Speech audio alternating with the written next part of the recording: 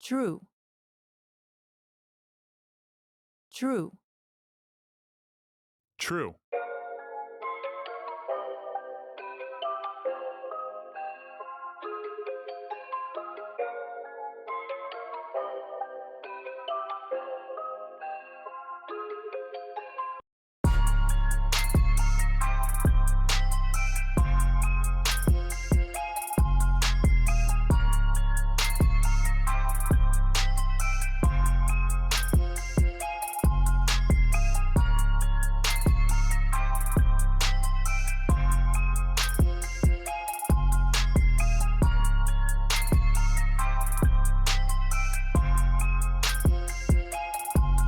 Yeah.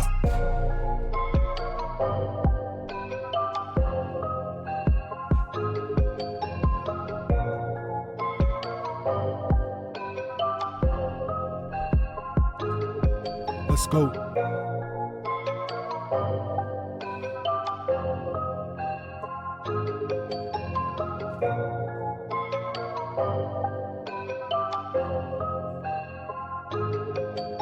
True.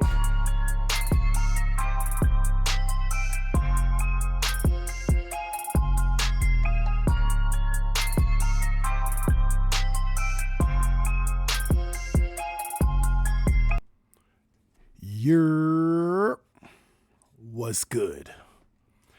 We got Ronnie in the building early. What's good with you, Ronnie? How you feeling? How are you feeling? I'm looking because I'm like, is my mic loose? I think my mic stand might be loose. I might have to adjust that because I'm like, am I tripping or no? I don't think I'm tripping. Hold up. Oh, I think this. Oh, chat. Oh, yeah, for sure it's loose. For sure that is loose, bruh. I think this mic stand has cracked this table. That's wild. It's like the microphone arm, right? So the boom arm or whatever you want to call it. You gotta tighten it to the table or to whatever surface. And this is like, I mean, the desk I'm using is I got it. I got this set from IKEA, right? This desk and everything. I got it from IKEA, so it's tied into it. But I'm pretty sure it cracked a hole in the desk. I mean, that's just not fun. Cause I'm like, I'm moving my mic today, and I'm like, hold up, that shit moved kind of loose today. What the hell? Okay, I'll have to figure out a solution for that. Maybe I need to get like a metal plate or something and put it down and then screw into that. That way it's a more flat surface. I'll have to figure that out. Anyway, you know, I'm not gonna worry about it. Shout out to everybody in the chat. Shout out to all the lurkers. I had a decent weekend.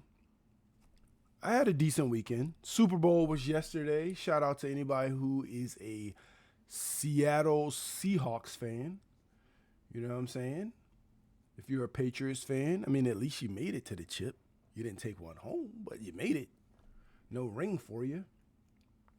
But other than that, like, the weekend was, I say the weekend was fairly chill, right? And I say it was fairly chill because I feel like I'm at the stage in life where it's like, one, I always gotta check with my family. Like, yeah, do you guys have any plans? Anything that you want to do? No Marvel trailers, right? Yeah, what happened to the? What happened to all? Exactly, what happened to all the trailers? All the X Men will be in Doomsday, right? Scarlet Witch will be returning for Doomsday. You feel me? I'm with you. Where are all the trailers at? So I'm not sure if you recall, and I'll switch to what I'm gonna say in just a second. But let me finish my thought.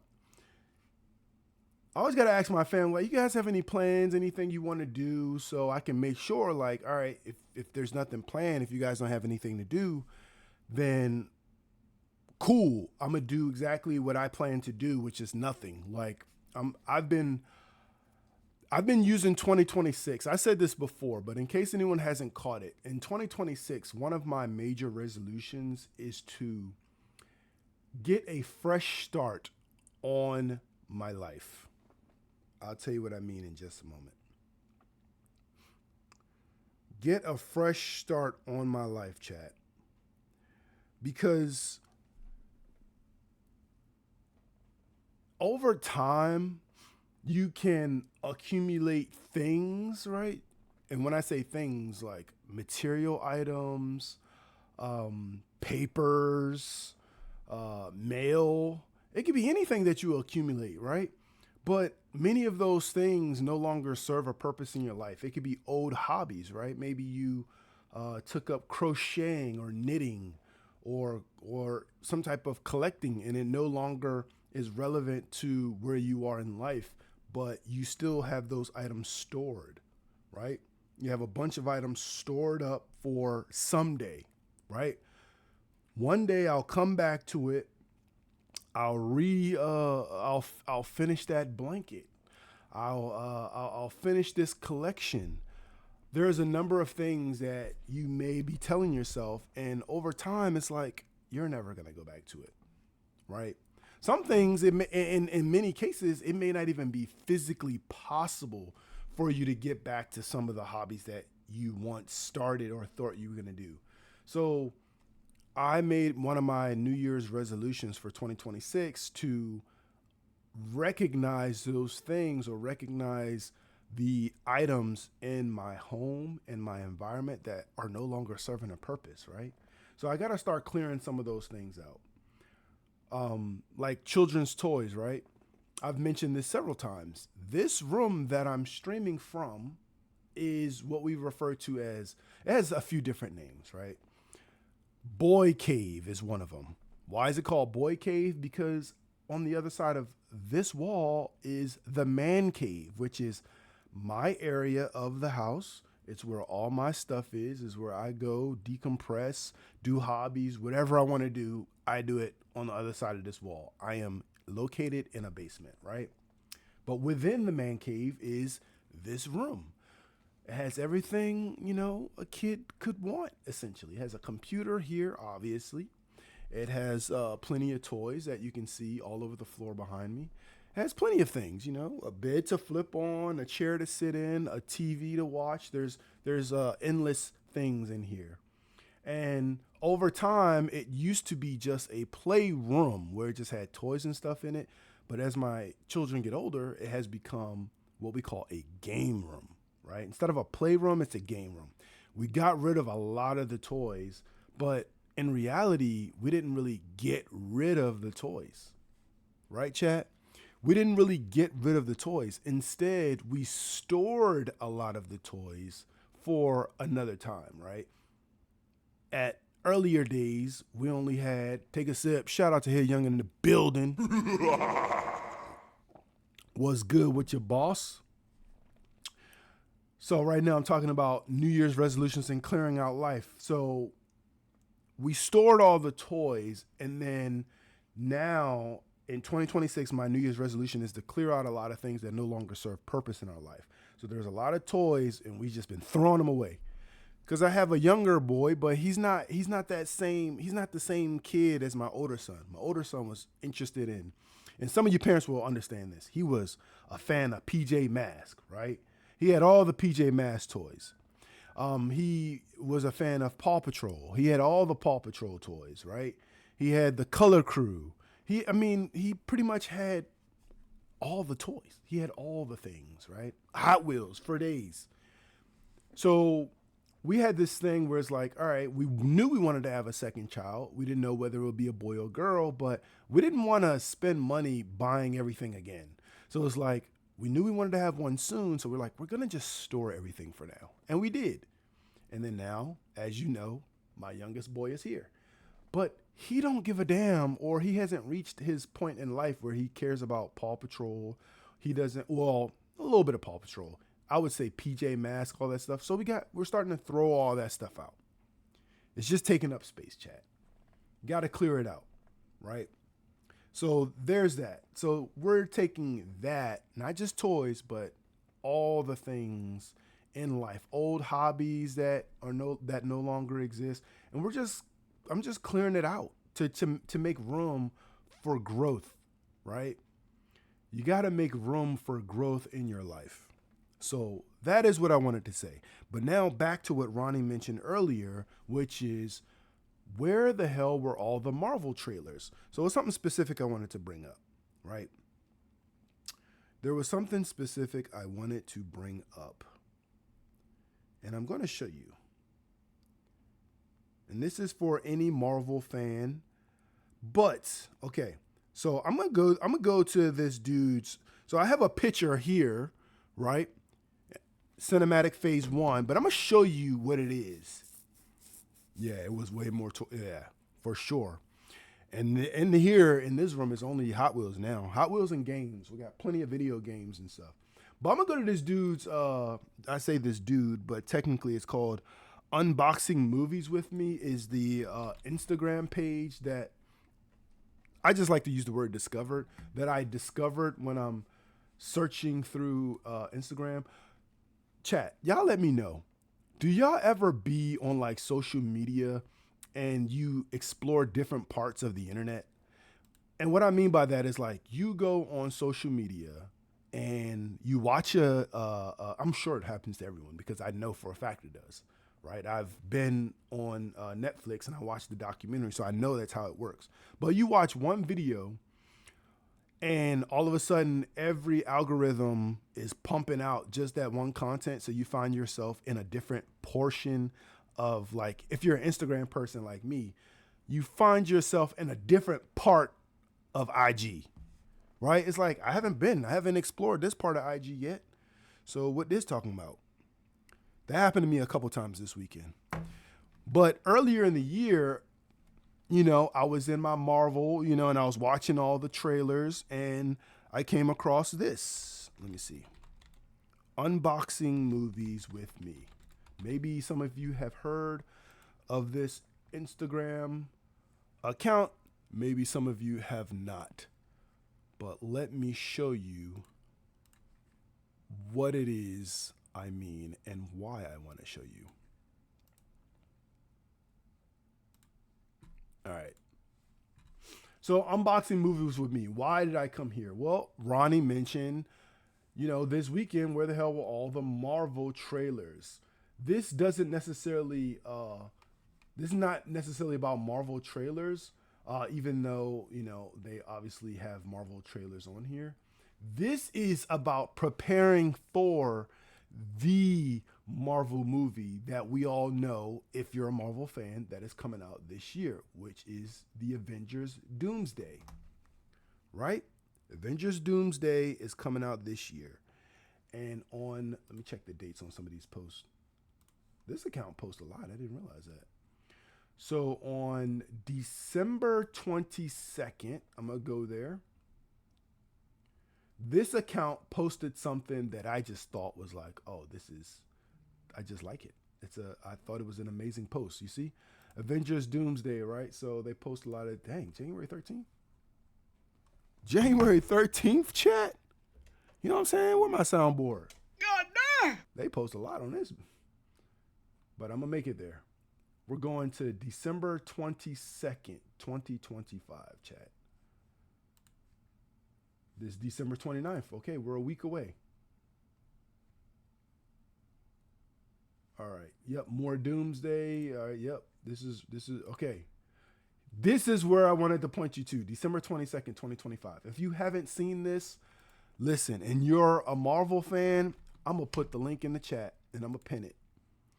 So what this is, chat, that we're looking at is the Ultimate Marvel Marathon. The Ultimate Marvel Marathon. Why is this the Ultimate Marvel Marathon, chat? So I don't know if it was Unboxing Movies with Me. It probably was. Shout out to Miss G in the building. But if you are a Marvel fan, chat, the Ultimate Marvel Marathon goes from January 2026, so the beginning of this year, to December 2026 when Avengers Doomsday comes out, right? So in order to prepare for such a movie, this person, whoever runs this IG or whoever put this together, created this. The rules and guidelines, right? Number one, in case of a certain date you can't watch the movie, you have to watch it before the next scheduled Marvel movie or you fail the challenge. If some movies have extended cuts to their DVD or Blu-ray releases, make sure you watch the extended cut, right? And you got to watch the credits too, right? I have to keep in touch, meaning I must record a small video on how I feel on rewatching this particular movie and give a small review. That is their rules and guidelines, right? Number four, I must also give a small review on my Letterboxd, even if it's the smallest review ever. That again is their rules and guidelines. I'm gonna be real with you. I'm not following those rules, right? In case Avengers Doomsday gets delayed, the movies wherever I am currently at, I will pause the marathon until further notice. If Spider-Man Brand New Day gets delayed, it will not be qualified for the marathon, okay? Now, what is the ultimate Marvel movie marathon, right? So they have outlined the day in which you should watch said movies, chat. So January 6th, right? So it goes from January to December. And listen, chat, I put the link in there. So if you have IG, feel free to go to it. But look, on January 6th, you start watching Cinematic Universe Phase 1. Iron Man, The Incredible Hulk, Iron Man 2, Thor, Captain America, The First Avenger, and then Avengers. That's January 6th through January 24th. And you see they have the days, right? Then MCU break session. So January 27th, you got X-Men. And then January 30th, you got Spider-Man, you got Blade, Hulk, Fantastic Four, The Punisher, Daredevil, right? So this goes through February 17th, which goes through essentially this weekend, right? So if you were following this exact order and dates, then by now, chat, right, with today being February 9th, you should have watched up into Hulk. And then tomorrow you should be watching Fantastic Four, right? So again, I'm not completely following the rules. I'm more so following the month. So I say, okay, through January 30th, I need to watch all these movies up to Spider-Man. Through February, I need to watch all these movies up to Captain America, the Winter Soldier. The reason for that is because these dates, not saying there's anything wrong with these dates, but my life may not be set up the same way this person is. So I may try to watch the movie on these dates if I can, but more so, for example, what I'm trying to do or what I would like to do is say, for example, if I'm available February 14th, which I'm not, right? I have something huge and I'll be occupied literally all day February 14th. I may want to watch multiple movies. February 14th is a Saturday, right? February 14th is a Saturday. February 17th is a Tuesday. So maybe on February 14th, I can say, okay, I'm going to start off watching The Punisher. Then I'm going to watch Daredevil. And then I'm going to watch Iron Man 3. Maybe I get through 3 movies. You feel me? But then you're in cinematic phase 2. And again, these movies go through all the way through December, chat. So Ronnie, anybody else, if you're listening, I know it's a lot of movies, right? But if you're a Marvel fan, if you're a fan of the MCU, chat, listen. Watching all these movies over, they got all of them on here, chat. Watching all these movies over, I believe will absolutely prepare you for whatever may come in Avengers Doomsday. That movie is probably going to have a runtime of 3 hours. Like, it's coming out December 17th.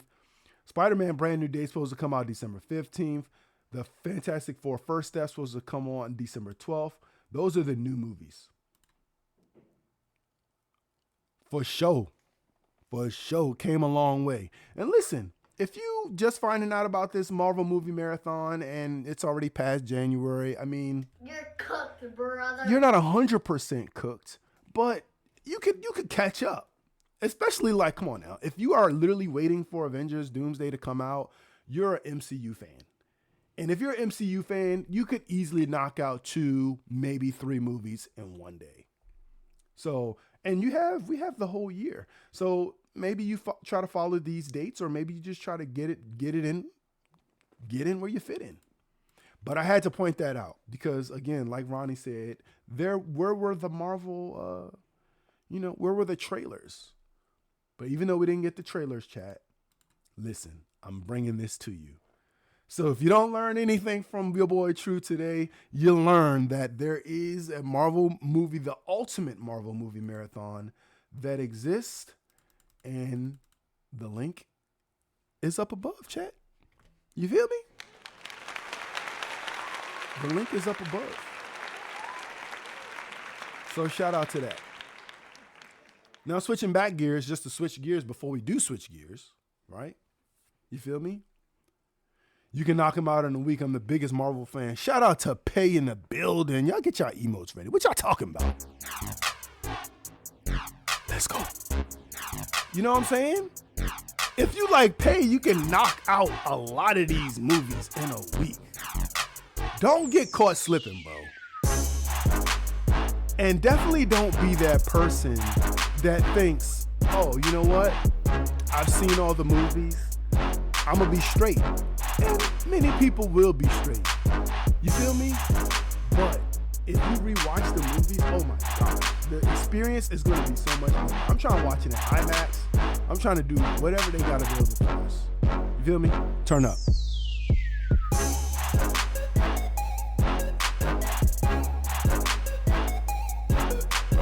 Bruh, Avengers Doomsday coming out on December 17th. That's the current plan. Listen, let's get ready for it. If you are an MCU fan, we got to get ready for it. You feel me? But yeah. So switching gears back, right? So we know we got some Marvel fans in the building. That's all we really care about for real. Secret War is going to be crazy. I don't know if I should give away this spoiler for some people, but in case y'all like, I really be watching some of the what do you call it? The conspiracy theories or the thoughts behind it. Do y'all be watching some of that stuff? All right, here's what I mean. I'll give this away. Right? Let me switch screens back real quick. I'm gonna give this away. It's not nothing I came up with, but this is what someone came up with. Right? Let me show you real quick. Chat. So what someone has pointed out is they feel like they now can understand what happens in the movies until something is proven them different. And if this is a spoiler for you, I apologize in advance. If you don't want to hear it, cover your ears. But somebody has pointed out that there is a way. I wish they would have did the real Infinity Gauntlet. Listen, they try to make whatever happen they can happen. But listen to this, right? So somebody pointed out that if you actually look at the Avengers movies, right?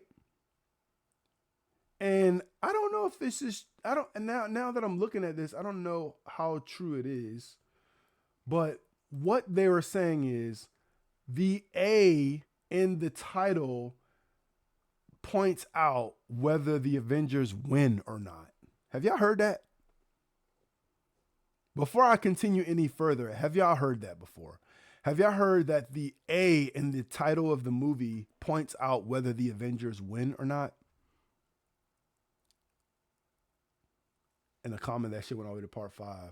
We might have to start reading comics on this joint. You never heard that? All right, well, if you don't mind potentially spoilers.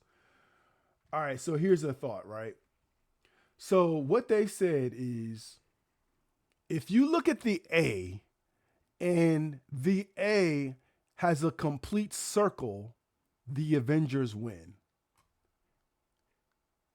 If the A has a half circle, the Avengers lose. Y'all see that?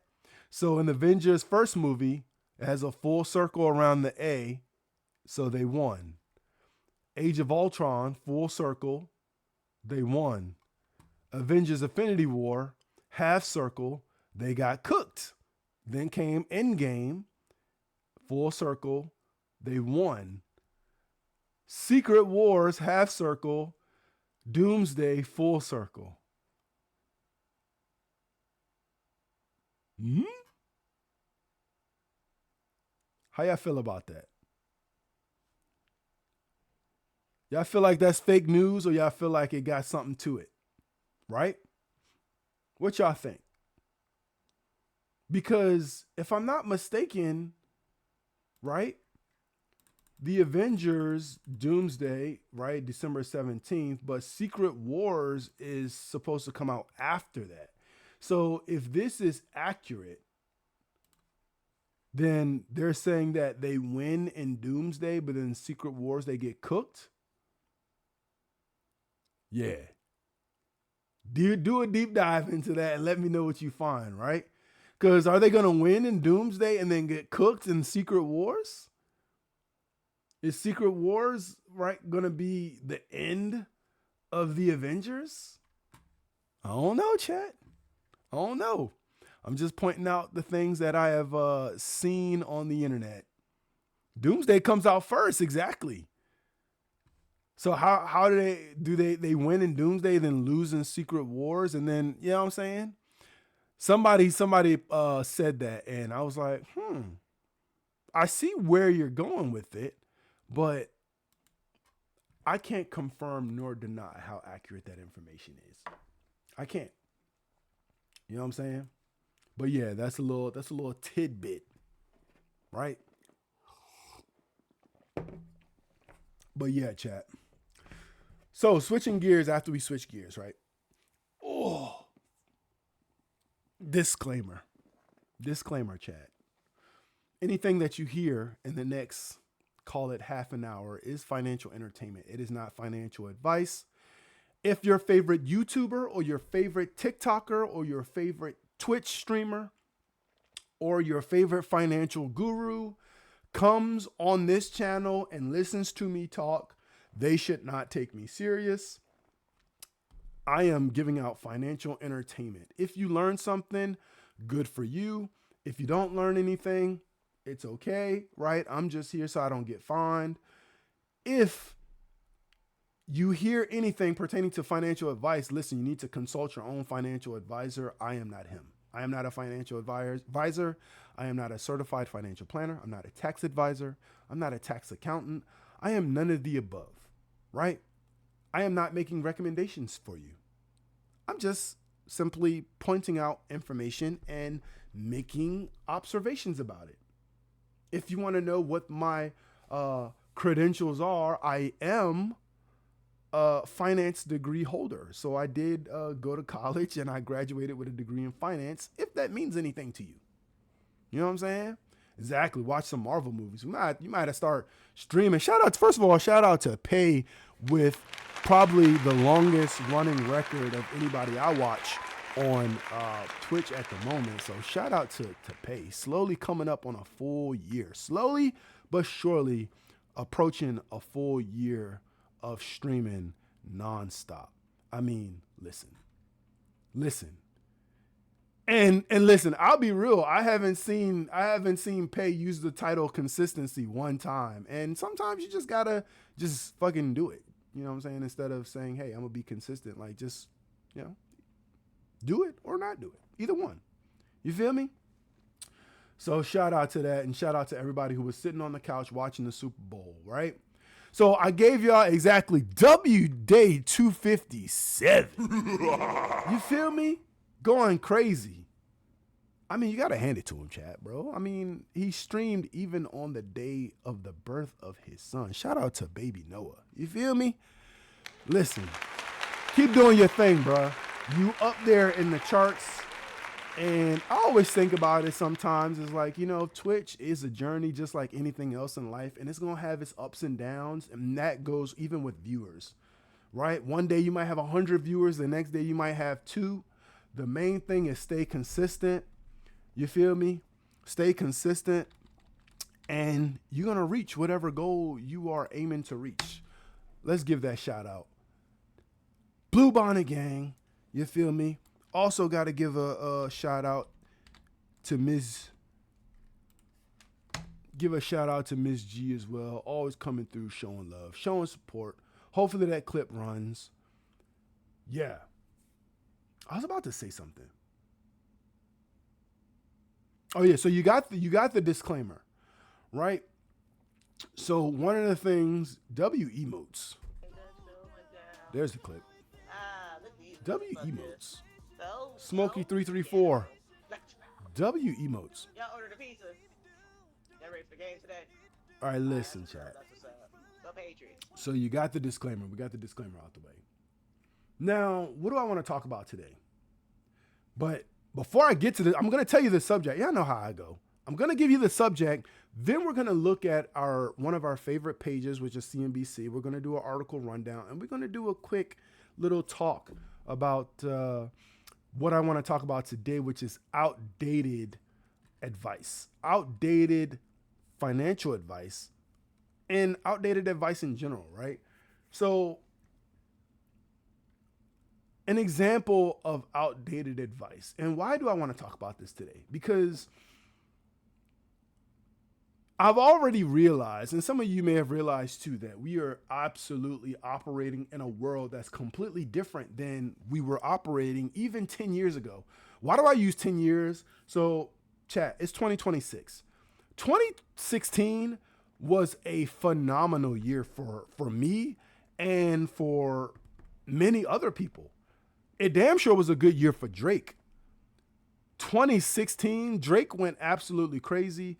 I had a good year. A lot of other people had a great year. 2016. Shout out to Besco for the biddies. And shout out to Besco in the building. What's good with your Besco?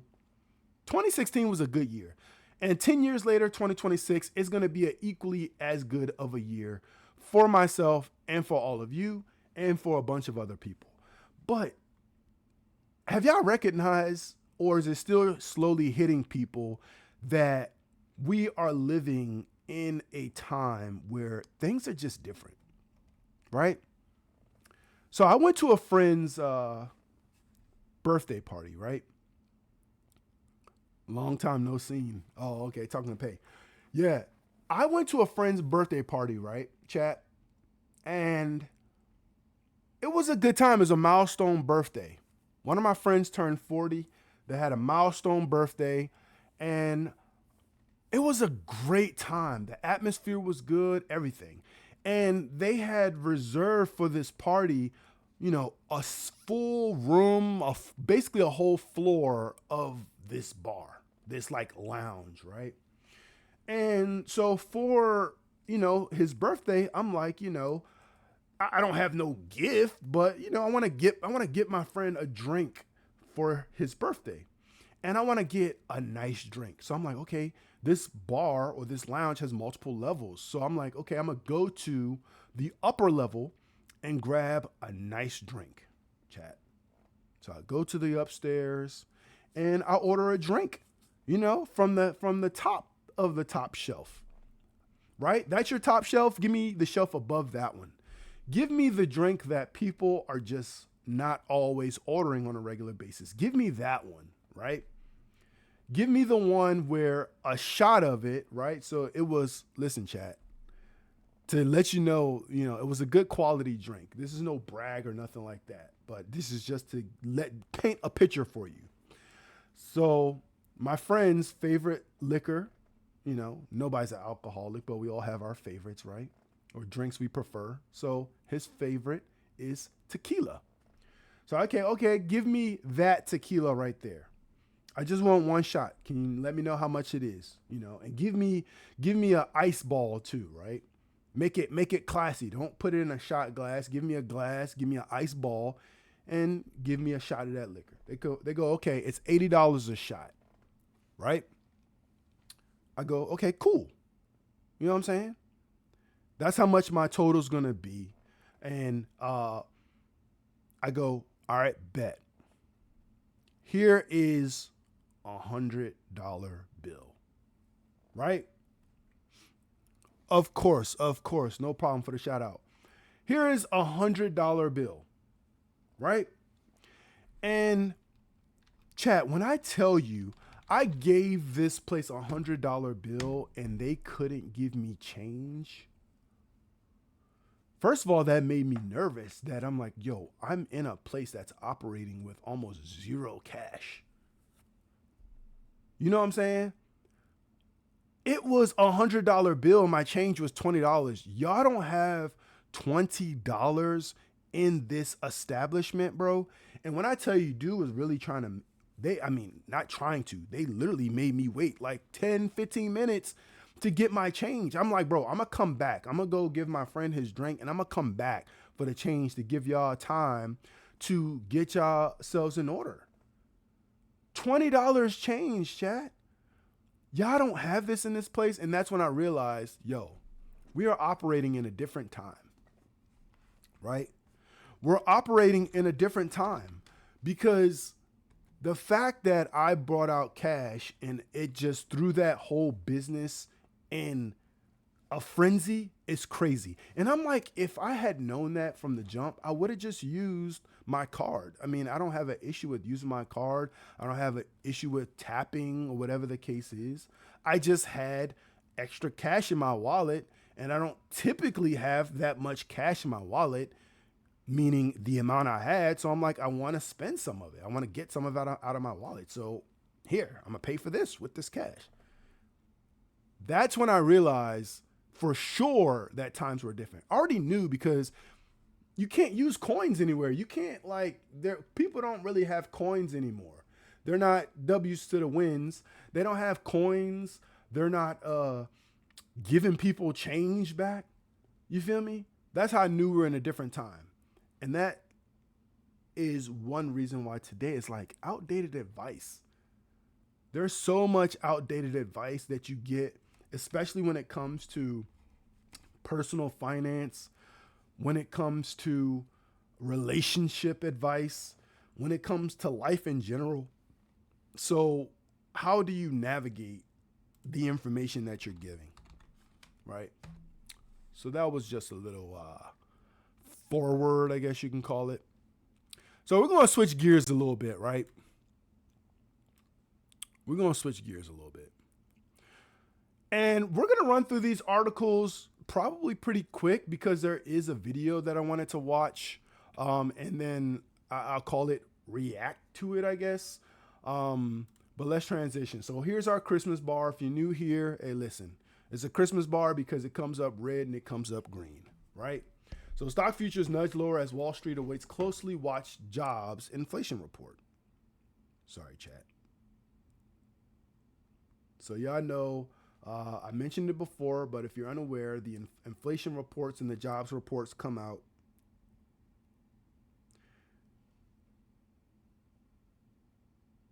Okay, I just had to check something really quick.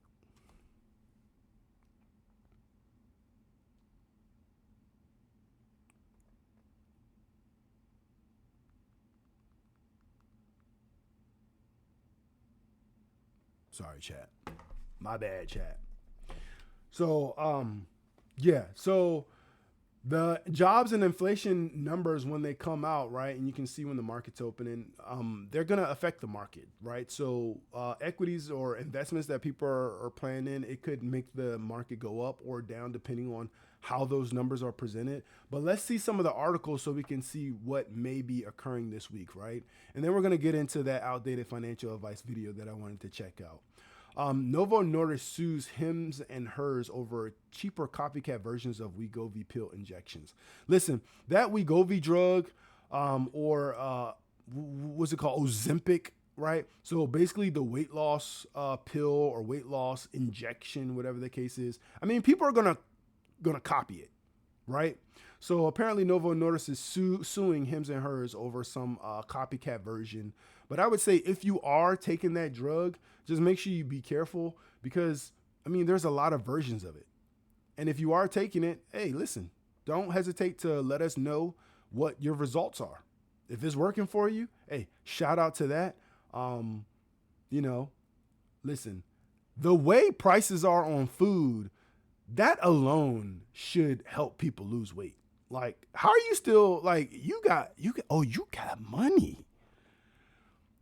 You got money. You know what I'm saying? Because food is so expensive. Like these days and times, you shouldn't even have to diet. Like your grocery bill alone should be putting you on a weight loss journey. You know what I'm saying? Like if you're not in the grocery store shopping and this is your reaction each time, I ain't gonna lie, I'm getting cooked. then you got bread, and shout out to you. If you're still getting fat in this economy, listen, shout out to you. Shout out to you. But I know most people now are walking through the store and looking at prices like, What the hell is even that? what the hell is even that, chat? What the hell are these prices? Anyway, moving on. Stock futures nudge lower as Wall Street awaits closely watched jobs and inflation reports. Of course, as I said, Cuba says international airlines can no longer refuel there as Trump turns up the pressure. They don't want international airlines refueling in Cuba. Okay, pay attention to that. Not sure how that's going to affect international travel, especially to the Caribbean, things like that. Stock making the biggest moves pre-market. Oracle, Novo Nordisk, Hims and Hers. Listen, there's probably some volatility going on in these health stocks because we know apparently that there is some type of lawsuit going on, right? We just saw that. Here are Monday's biggest analyst calls. I told you guys before, it's always going to be NVIDIA, Apple, Tesla, blah, blah, blah. They're always going to have those big dogs on there. Pressure mounts on American Airlines CEO as carrier lags rivals.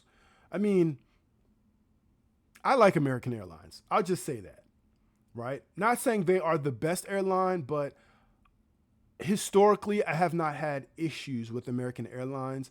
And I'm a creature of habit. If I go somewhere and it's good, let's say I go to a restaurant and I order a meal and I like it, I'm probably going to order that meal every single time I go to that restaurant.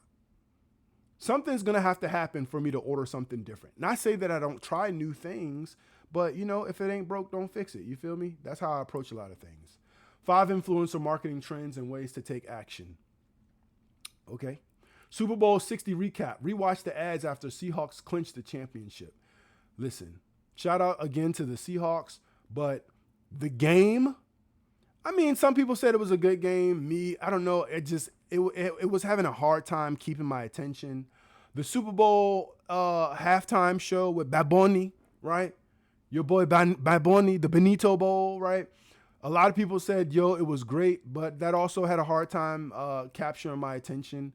I think mainly because, and you know, we're making assumptions about articles. That's what we're doing, right? It's not because of the music and the fact that he was speaking Espanol, right? We knew that was going to happen. It's Bad Bunny. If you don't know who Bad Bunny is by now, like, come on, right? You knew he was going to speak Spanish. That shouldn't be surprising. And that shouldn't be the reason why you didn't like the halftime show.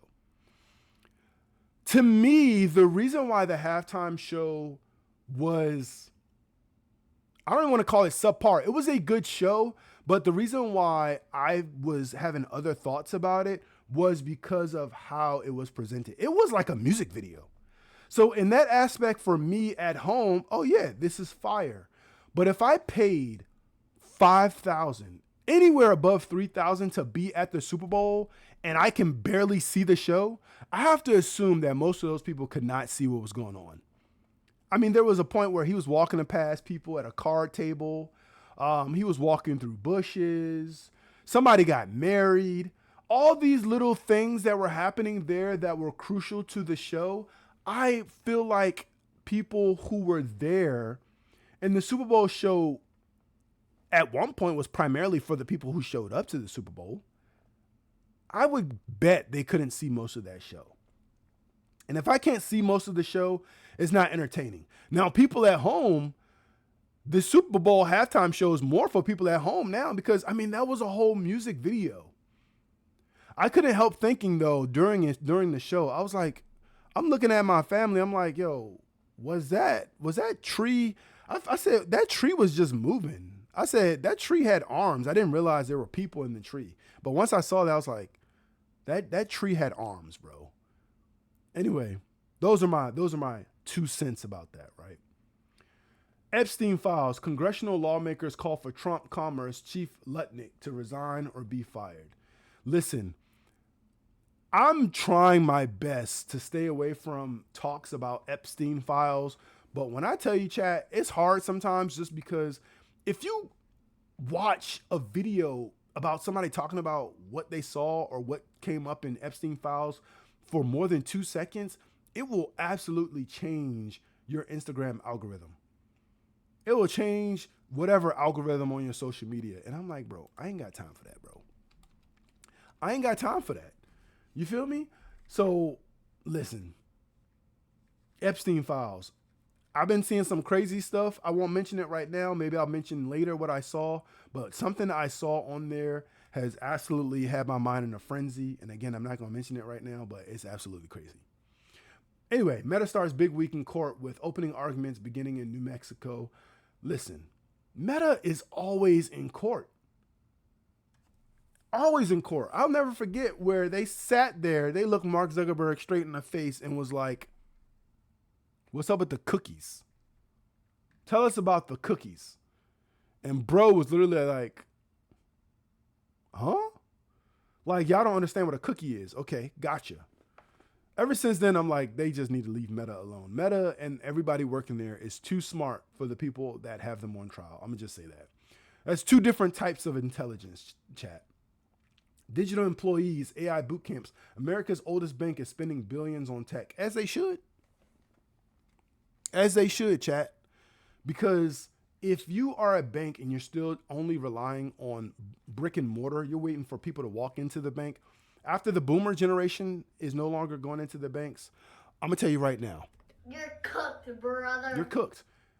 Because in the way we're headed, like, bro, there's no way that you're going to be able to survive in this environment if you're not using technology to your advantage.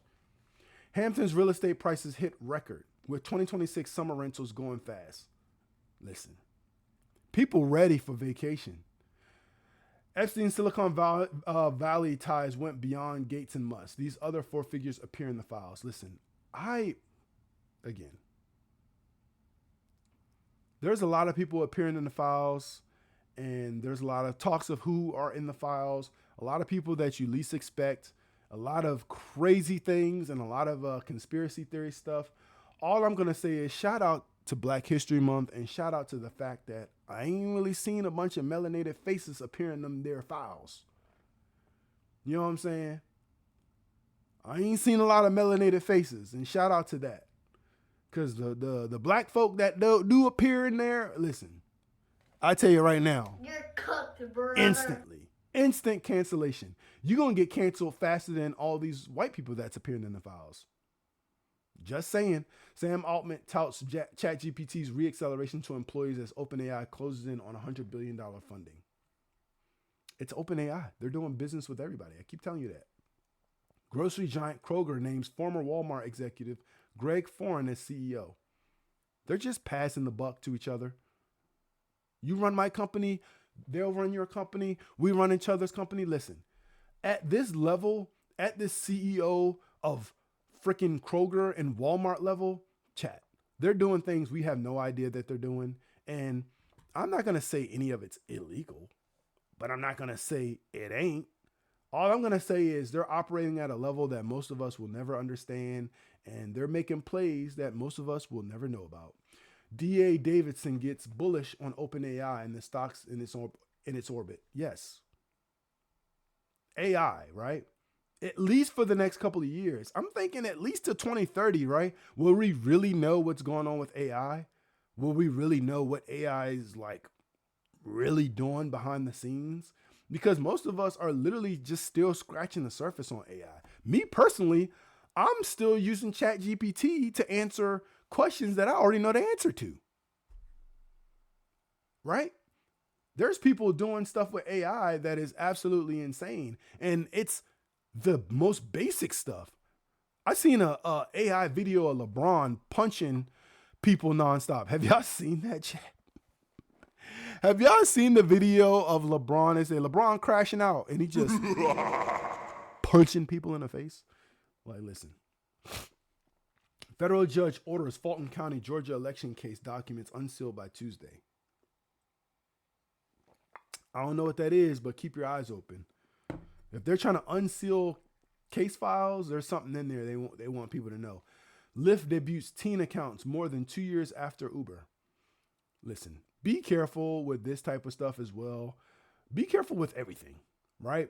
But also, some of these opportunities are going to make, I think, life easier for some people. But we do have to be mindful because the moment that a teenager goes missing using one of these accounts and using Lyft or Uber or whoever else, shit's going to get real, right? And I feel like people are going to start trusting the driverless vehicles more than they're going to start trusting the driver vehicles, especially with some of the horror stories you hear about some of these drivers. And I think people will continue to trust it until something crazy happens, like a driverless vehicle all of a sudden goes to a destination that it wasn't supposed to, it wasn't routed to. Then I think shit's going to hit the fan. But other than that, listen, you got to let teenagers be teenagers to a certain extent. But you also got to be mindful because, again, we're living in a different day and age, chat. Big tech stocks are treading water after $1 trillion sell-off week. No, they're not. No, you're not. No, you're not. Right? Y'all seen that meme. No, you're not. You're not treading any water. You're fine. You're going to lose $1 trillion and then you're going to gain $1 trillion. They're going to keep doing this, chat. They're going to keep doing that. Like, no, you're not. You're fine. Trump's big, beautiful bill may spur the rise of uncollege, experts say. What the hell are they talking about, uncollege? What is uncollege? What is uncollege? Uncollege is a social movement and educational philosophy founded by Dale Stevens that challenges the idea that a traditional four-year degree is the only path to success. It focuses on hacking your education through self-directed learning, mentorship, and real-world experiences to gain practical 21st century skills without necessarily attending college. I mean, that's a fact. That's a fact, right? Key aspects of uncollege, the movement, sure. Individuals can take control of their own learning, emphasizing that education is not limited to the classroom. It's not. And that's one reason why I'm talking about outdated advice, because you do have to not only read books to understand what advice or what information is out there, but you have to continue reading so you can see the new information that's coming out, right? Read online, read books, because at the end of the day, you have to decipher what information is real or not. You can't just watch a video and be like, oh yeah, I believe everything. You're going to end up an idiot. Uncollege Gap Year, a former flagship program later known as Year On that offered a 12-month structured experience involving international travel, voyage, skill building, launch, and internships. Okay. Core principles. It encourages self-directed learning, accountability, and mentorship to foster skills like innovation and collaboration rather than relying on traditional, often expensive academic credentials. Okay. Not anti-college. The movement does not aim to destroy universities, but rather offers an alternative for those seeking to gain skills faster or differently. Current context. The term uncollege is also currently used to describe a growing trend towards shorter-term, lower-cost or skill-based alternatives to traditional four-year, especially amid rising tuition costs. As a fact, I mean, you can probably consider Twitch uncollege. Because, matter of fact, you can consider what we're talking about today uncollege, right?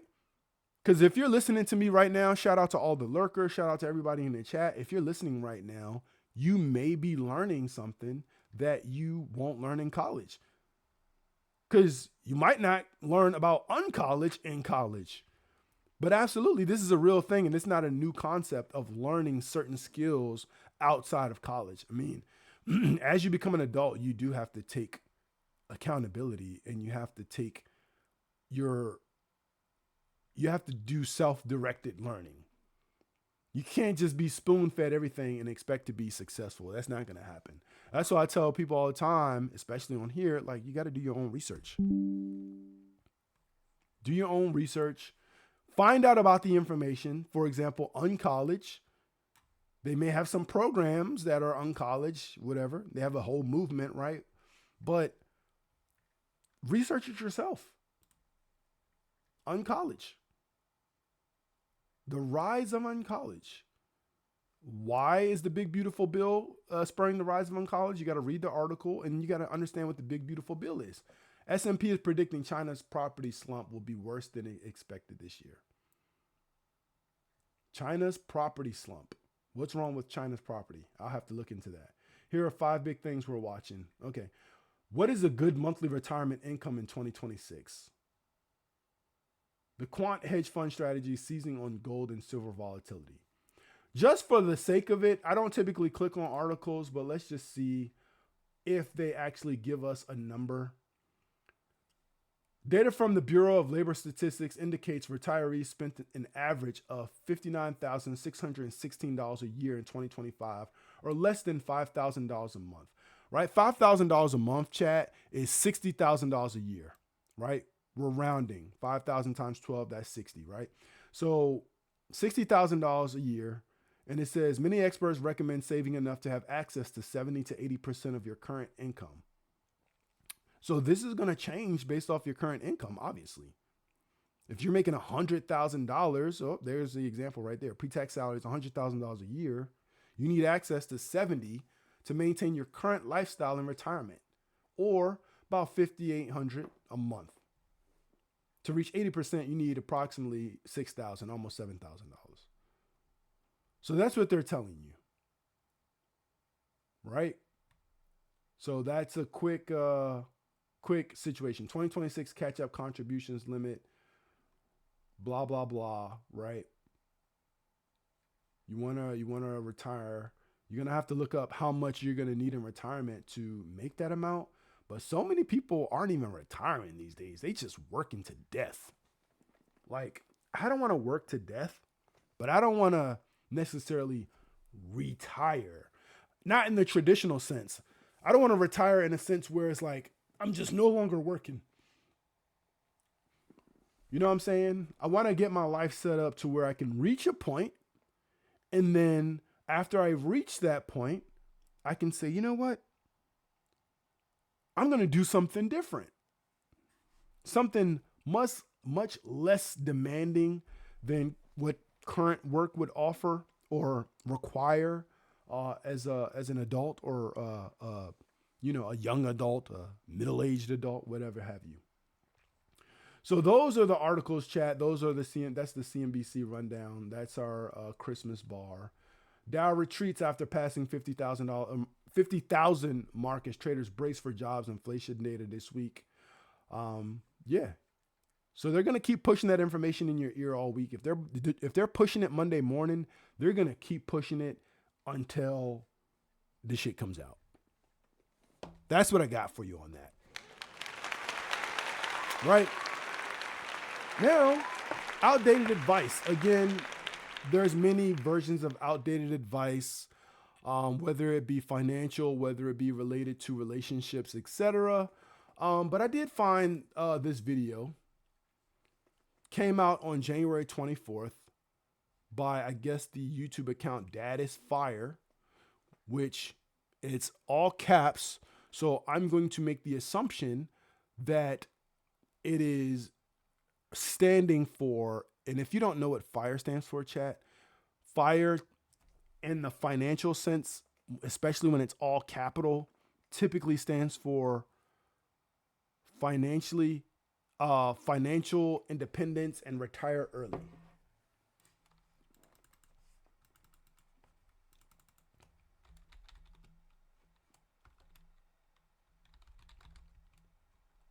Let's look it up for you.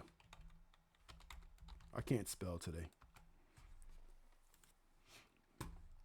Financial independence, retire early. As I said, a movement focused on extreme saving and investing, often 50 to 75% of income, to retire decades earlier than the traditional age of 65. The follower aims to build a portfolio roughly 25 times their annual expenses, the rule of 25, to live off passive income. Right?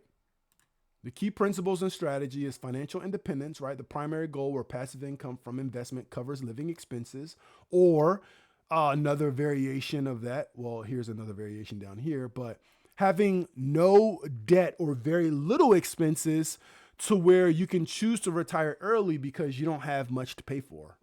So not having debt, right?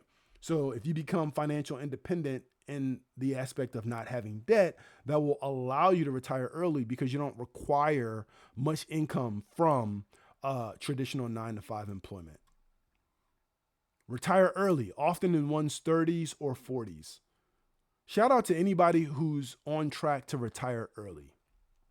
The 4% rule, a common guideline suggesting you can safely withdraw 4% of your total retirement savings in the first year, adjusted for inflation, for 30 plus years. That's a lot of money. I'm gonna tell you that right now.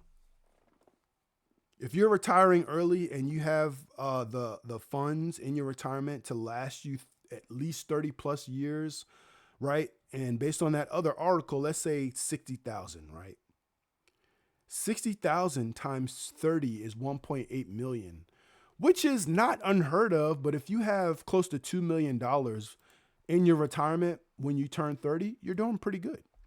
Extremely good, I would say. Aggressive savings adherent often live frugally, minimizing expenses to maximize investment contribution. So that's what FIRE is. But with this is 24 outdated financial tips that no longer make sense. I have no idea what they're going to say in this video, but I was thinking about outdated financial advice and outdated advice in general. And when I came across this video, I said, you know what? I'm going to watch this video live and quote unquote react to what they're saying. So let's get into the video and let's see what it is that Dad Fire is actually talking about. And let me see if I can open this link in a new tab. Financial. Pause that. That is Fire. It's an updated video. I'll subscribe. Why not? All right, let's get into it. Let's see what they're talking about. Outdated money tips. Financial advice isn't one size fits all, especially in today's economy. Yet outdated tips still get passed around like timeless truths, even when they no longer apply. This video breaks down 24 common money ideas that may have made sense once but could now hurt more than help. Hopefully my volume Some is were pretty helpful good. decades ago, but today, they're holding people back. But before we go any further, yes, this is an AI voice, but a real person wrote this. I earned my financial freedom, and I'm not doing this for money. I don't like narrating videos, so I use an AI voice. Ignore that the voice is AI. The video is worth it. AI voice. Check out the full details by visiting the link in the description. Number 1. Credit cards are bad. Avoid them. Credit cards aren't the problem. People who use them irresponsibly are. Anyone saying credit cards are dangerous is just saying they don't trust themselves with money. Used correctly, they build credit, offer fraud protection, and rack up rewards that put real money back in your pocket. I've used credit cards for years and have had an 800 credit score for more than half my life. The key isn't avoiding them. It's paying them off in full every single month. The real financial disaster isn't credit cards. It's cash sitting in a checking account doing nothing while you miss out on free travel, cashback, and purchase protection. If you're still living in fear of a piece of plastic, it's time to grow up financially. Number 2. So number 1, they're talking about credit cards, chat. Everyone's going to have a difference in opinion when it comes to credit cards because, again, outdated advice, right? What are your thoughts? If you're listening and you want to offer those thoughts, put them in the chat. What do you think about credit cards? Credit cards, I do believe if you're using them correctly and if you're taking advantage of what credit cards can offer you, such as protection, such as coverage on certain things, it might save you in other areas, right? Sometimes just buying a ticket through your credit card may mean if a show gets canceled, you can get reimbursed without all the hassle. It may offer you insurance on stuff like a lot of credit cards, if you pay your cell phone through a credit card, it may offer you insurance. So I think that's a good one so far. They're talking about using credit cards and, paying it off each month. It does take discipline and it does take knowing what your situation is, meaning knowing how much money you have coming in and how much you're spending. Because one thing that I talked about with someone else is, listen, this is going to be something that we really have to lock into, especially those with children, teaching your child about real money, right? What I mean by that is the kids of today are growing up in an environment where majority of them probably have never actually seen cash. Majority of them probably have never seen their parents use cash, right? Which is a lot different than some of us older folks, right? You probably, when you went out, you probably never seen your parent use a card. Cash for everything, right? So now we're living in a different time where, as a millennial, I'm a millennial, chat, or as a whatever generation you are, if you have children, just be mindful that they may, some kids may have never even seen their parent pull out a wallet. They may just be taking their cell phone or an Apple Watch or an Android device and just bing. You feel me? So it's important to pay attention to that, right? We got to make sure that we are teaching our kids these type of things, because they may think, oh, money is infinite. Not, oh, the money that I'm tapping is connected to some source, and that source can run out if I'm not careful. You need a 3 to 6 month emergency fund. The idea of an emergency fund isn't wrong. The problem is blindly following an arbitrary number. The old advice says 3 to 6 months of expenses, Facts. but that number ignores your actual risk factors. I retired early because I ignored generic financial advice and focused on my situation. My emergency fund wasn't built around a monthly expense multiplier. Instead, it was backed by my reality and the risk of losing income. My method: I tracked trailing expenses over 24 months, factored in planned major replacements, and kept liquidity to cover real risks. Financial security isn't about following a rule. It's about making the right call for you. Number 3, Roth IRA. Hold up. Number 2, right? So emergency fund. Yeah,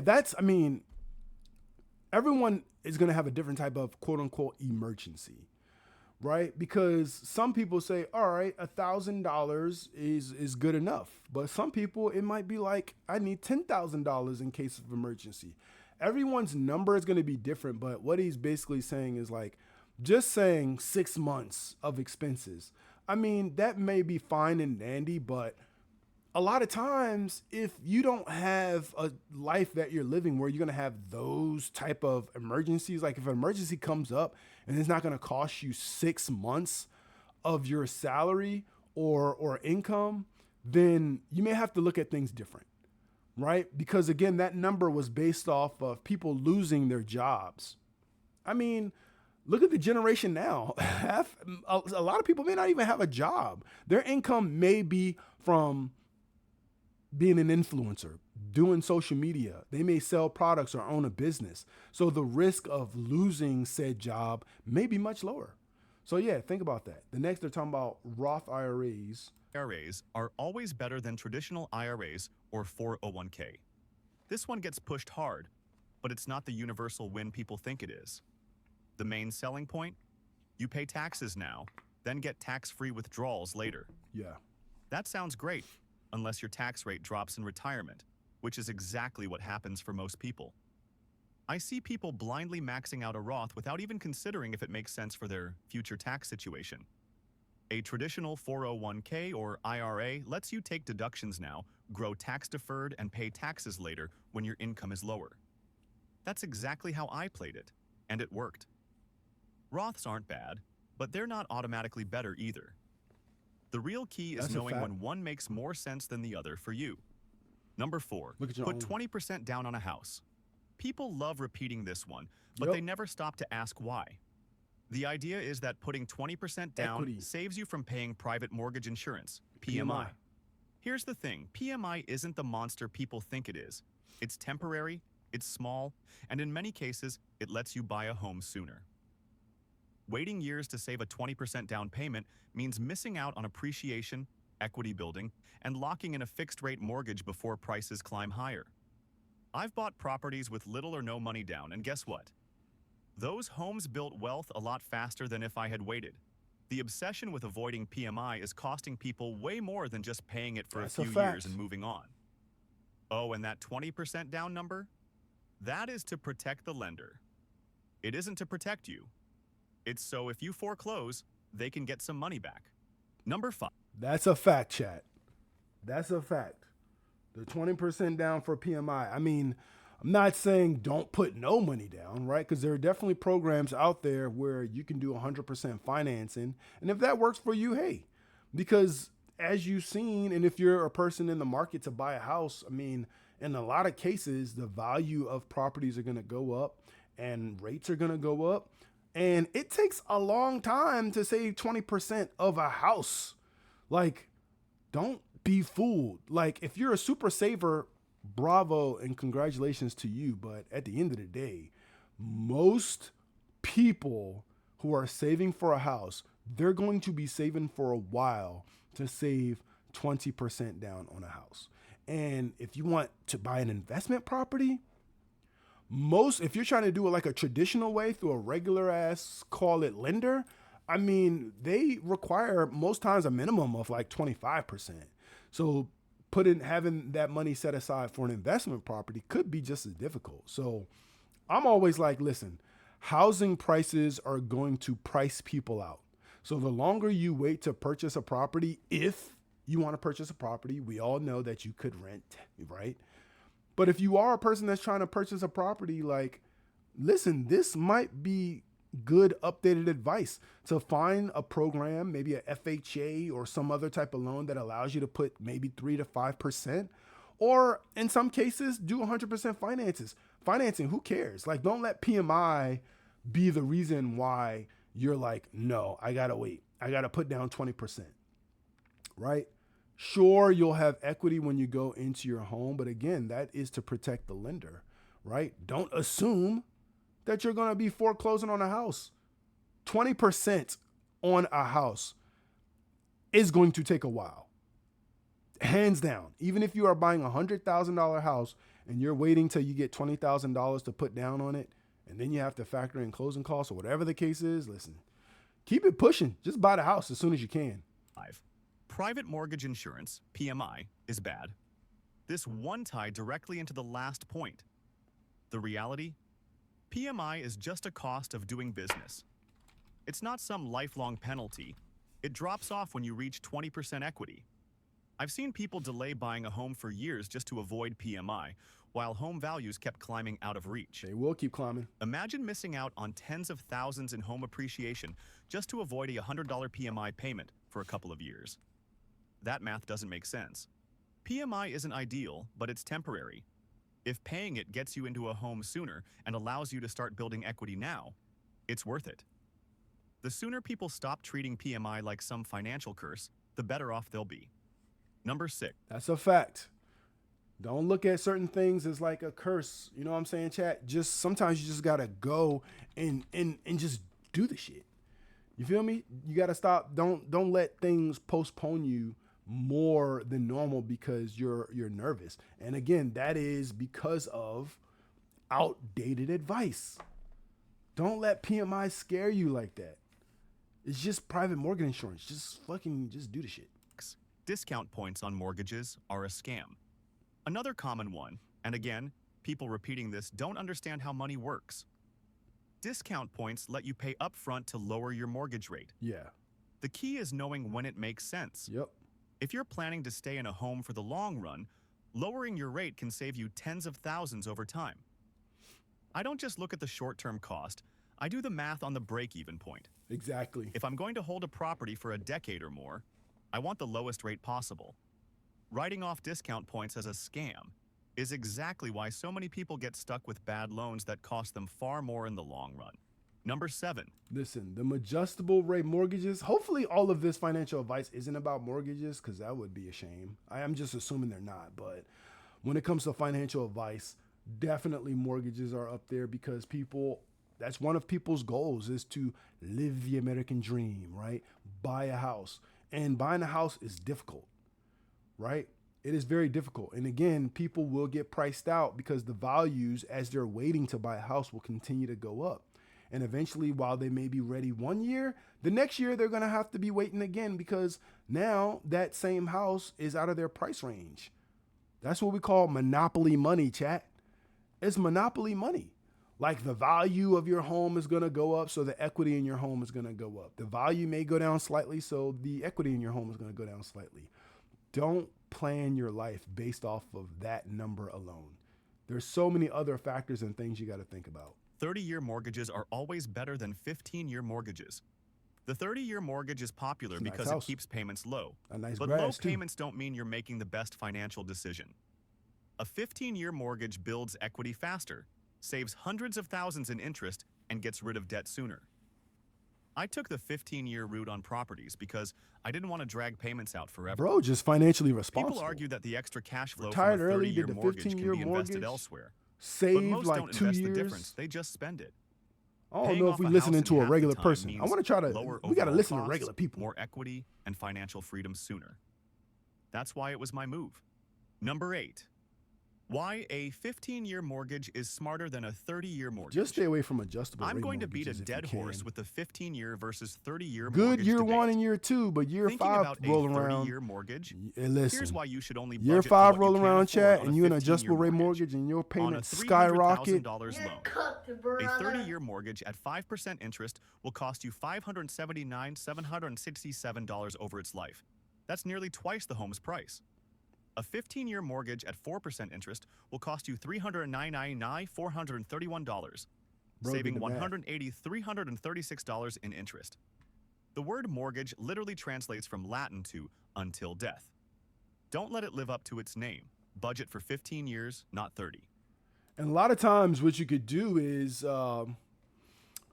if you get a 30-year mortgage, right, you could literally just pay more. Like you can literally just pay more, put more to the principal to pay it off sooner. Like you said, don't let it be till death. Like 30 years is a long ass time. And that's, you know, things like that are nerve-wracking for some people, but like for other people, it's like, I don't give a fuck. Like I'm just going to get in the house and I'm going to make decisions while I'm in the house. One thing where I think people low-key miss the opportunities on is when they're in apartments renting, they assume, well, I'm renting, so I'll never be able to buy a house. It's like, bro, you might be able to get a condo, right? Or even buy an apartment.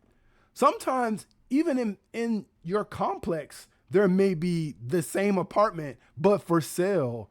And people don't realize it. So it's like, you might be over here in this apartment complex paying $12, $13, $14, $15, $16, who knows, $2,000 for rent. And then there is an apartment for sale in the same complex for like $60,000, $70,000. But people don't realize that. And you buy something like that and you're living in the same exact area, but now instead of paying $1,200 for rent, you're paying a mortgage payment and your mortgage is $600. Might want to look into that. God damn! Let's keep moving. Number 9. Only contribute to your 401k, up to the company match. One of the worst pieces of advice out there. People act like once they hit the company match, they should just stop and throw the rest into a taxable account. Deposit how much you can. That's nonsense. A 401k has massive tax advantages that compound over time. I maxed out my 401k every year because I wanted every tax break possible, and it paid off. People underestimate how much taxes eat into their returns, and that's why they stay stuck. Maximizing tax-advantaged accounts is one of the I fastest think ways we're watching to a build wealth. video of the Yet most people let bad fiscally advice stop them responsible before they person even hit their full potential. that exists in Number 10. 2026. Stocks are too risky. Stick to bonds. Bonds are safe, I but barely safe buy doesn't build bonds, wealth. chat. Long-term stock investing beats bonds every single time. The problem isn't that stocks are risky, it's that people don't know what they're doing. The market rewards patience, not panic. I stuck with stocks through the crashes, corrections, and media fear-mongering, and guess what? It worked. Media fear mongering. Bonds are fine for stability, but if the goal is financial freedom, Letting fear push you into low-return investments is a guaranteed way to retire later I than spy you need Walmart to. stock on this. Number 11. Day trading can replace your job. Most people trying to day trade are playing a losing game. Yeah. The reality? The ones making money are Fees. massive firms with better tech, faster execution, and an army of PhDs. Regular investors trying to outguess the market get crushed. Yep. I've seen it over and over. People Over and over jumping again. in, thinking they're smarter than the system, You're then not. watching their money disappear. Yep. Real wealth comes from long-term investing, not jumping in and out like a gambler at a casino. The ones getting rich off day trading? The brokers, not the traders. Number 12. The brokers, because of them fees. The more you trade, the more fees you're going to have. And they're collecting money off them fees. But don't let them fool you either, right? Because some people are profitable off of day trading, right? There's going to be outliers in every situation. The only thing I really say about day trading and day traders, because sometimes people ask me, do you day trade? I mean, I know how to. Do I day trade? Rarely, because ultimately I am also, I believe, intelligent enough to know that the odds are stacked against me. So while I can day trade and while I may be successful up to a certain point, if I don't have the strongest of strategies, the strongest of emotional control, eventually it will start to take money from me. But if anything, one strategy, and again, this is entertainment. I'm not telling you to do this, but take profit. Like if you're in a trade and your trade is profitable and the trade is going to be profiting above what the fees are costing for both sides, meaning to have gotten into a play and to get out of that play, take the profit. Take profit. I've literally watched people have a trade and they'll be up $30 in a day, right? And they'll wait because they want to be up $500. And let's do the math really quick, chat, right? We're going to exaggerate the math by doing 30 times 365. But if you did that trade every day, that's an extra $11,000 for the year off of just $30. Take the money. Take the money, chat. Like I'm in a ton of groups. I'll be real with you, especially when it comes to investing and stuff like that. And you know, one of the things they used to say is like, post your wins, post your wins, post your wins. And you know, it was a time where, and I wonder if I can even see it.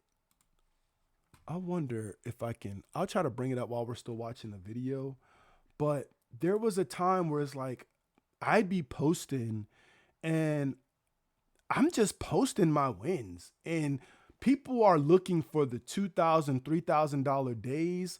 Meanwhile, your boy True, I'm like, yo, if I get $100, that's a great day. If I get $200, that's a great day. If I get $50, I'm still satisfied with my day, because any day you can be in the positive is a good day.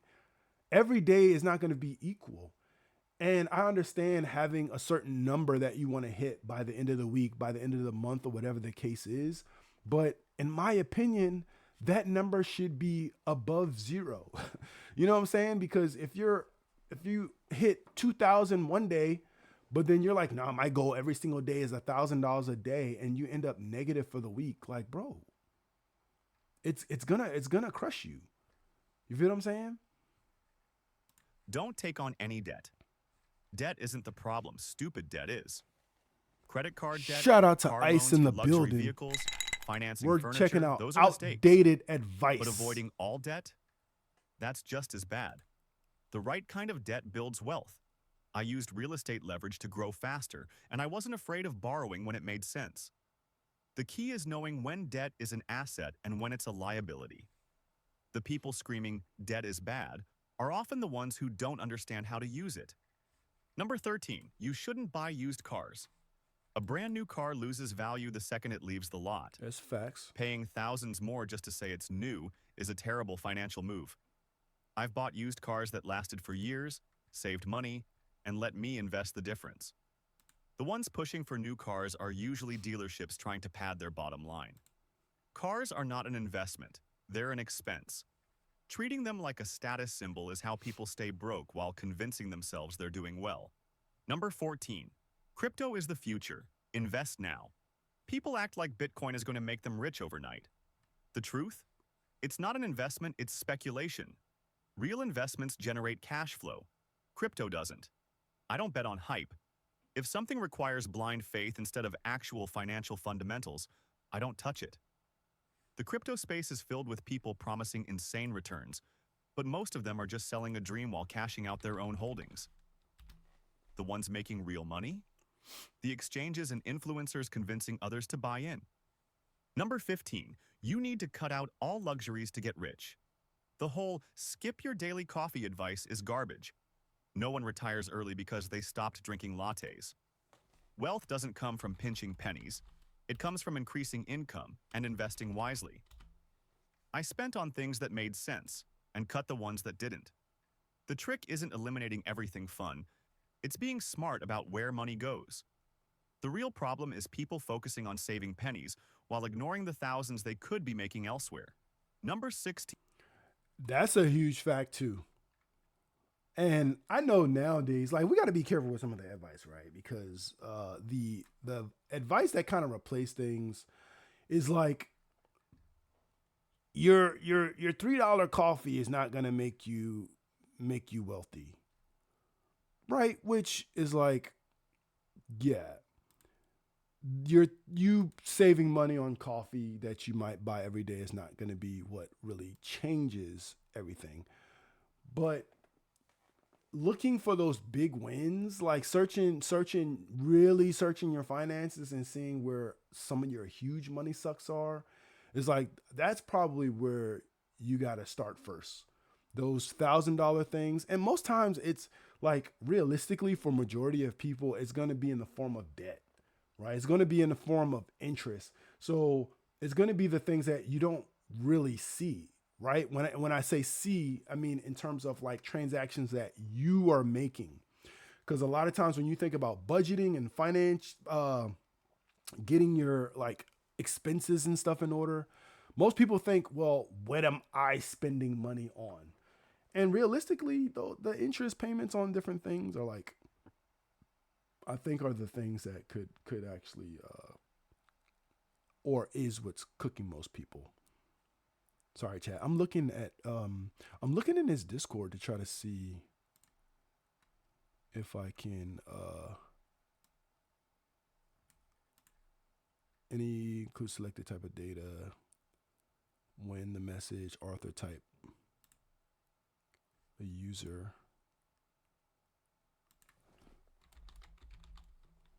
I'm trying to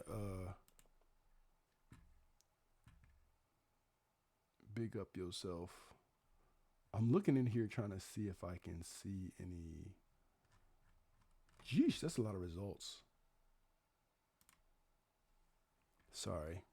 I'm doing the video, but I'm also trying to find what I was talking about too.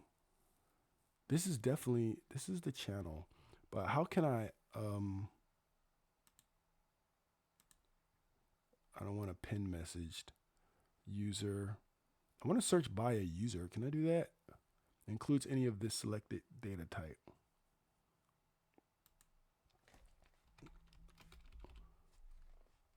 Video link. Bro, why can't I see the top of this? What is this? Image. I know that's going to have a lot of results. Add a date. Before I don't know what date to do before. Let me see. Still a lot of results. I'm trying to see if I can find a person. I feel like I'm being extra. I feel like there's a much easier way to do this. First of all, let me see what my name. Do I even know how my own name appears on let me see.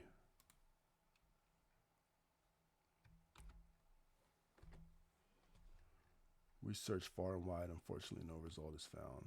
I may have to just continue and skip. Let's clear all the filters. Let's clear all these filters. Because I was trying to search in a specific channel. Filters include a specific type of data, more filters. No, I just want to. And it's crazy for nothing to come up because, like, I know for a fact I'd be posting, or I did post. That's been a while, though. Whatever. Let's continue our video. Let's get back to it, chat.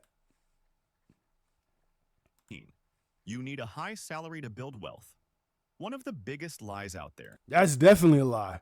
I know that for a fact because a while ago, I've been fortunate to have pretty decent jobs and pretty decent salaries.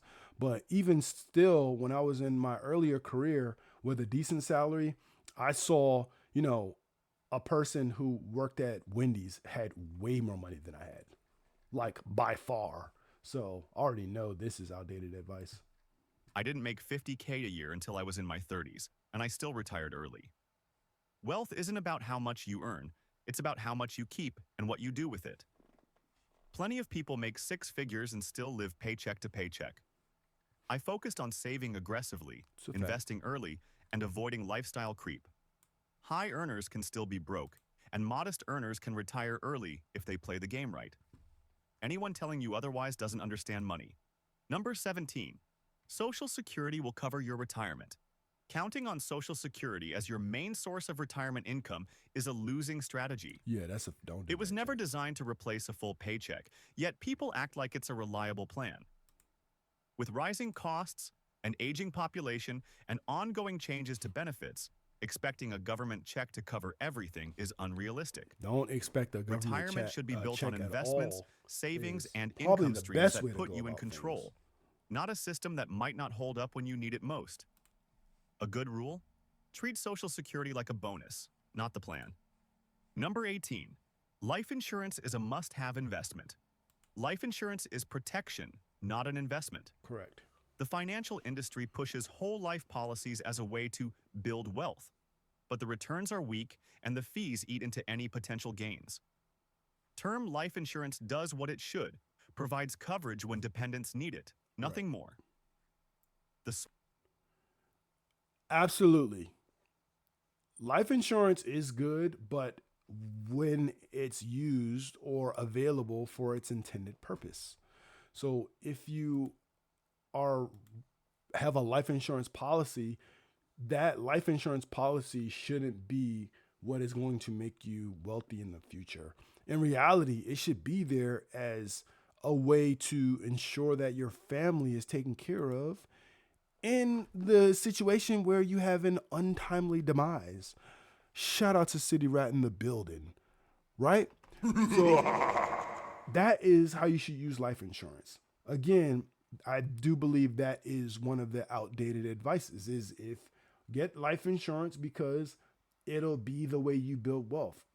It could, right? Not going to say it's not possible, but if you're using it as your way to build wealth, I don't think that's necessarily going to be the best option in this day and age, right? Especially with the returns. I think it's good to have life insurance, but use it for its intended purpose. So don't think, oh, this is going to save me in retirement. You need to think, if I freaking retire and die, me having this life insurance policy may ensure that my children, grandchildren, whoever, spouse, partner, brother, sister, cousin, whoever is okay, especially if they're dependent on you while you're living. Smarter move? Keep insurance separate from investing. Put money where it actually grows instead of tying it up in a policy that benefits the company selling it more than the person buying it. Number 19. The best time to buy a house was yesterday. The idea that you have to rush into buying a home is terrible advice. Buying at the wrong time or before being financially ready locks people into mortgages they can't afford and homes that don't appreciate the way they expected. Interest rates change, markets shift, and property values don't always go up. The right time to buy isn't when some guru says so. It's when the numbers make sense for your income, savings, and long-term stability. The ones who jump in just because real estate always goes up are often the ones struggling later. Number 20, cash is king. Letting cash sit around doing nothing is a guaranteed way to lose money. Inflation eats away at its value every single day, which means every dollar sitting in a savings account is slowly shrinking. Having enough for emergencies and short-term needs makes sense, but stacking piles of cash instead of putting it to work in assets that grow is a mistake. The wealthy don't hoard cash. They make sure it's always moving, compounding, and building more wealth. Yeah, I really like that concept, right? Because the thought of cash circulating, you have to circulate your money in order for it to come back to you. So if your money is stagnant, if your money's sitting, then you can't make room for more money, right? So I do like that. The real king is invested money. Number 21, paying off your mortgage early is always the best move. Owning a house outright sounds great. Now, I could tell you, even before they tell us exactly what they're about to say, paying off your mortgage early is not always the best move. But again, that to me is going to be a more advanced, quote unquote, strategy when it comes to finances. One of the big things for paying off a home early, this is, and I know that paying off a home early is not always the best option, but my personal goal, and I just say this out loud, to hold myself accountable, is to pay off my mortgage early. Being real with you, I got a 30-year mortgage, but my plan has always been to pay it off sooner than 30 years. The sooner, the better. The reason for that is because I understand how life can be sometimes. And life can be great or it can be not so great at times. But one of the things that holds true in my personal life is that as long as my family has a place to live, then everything else can be sorted out, right? Now, to ensure that, you got to own something.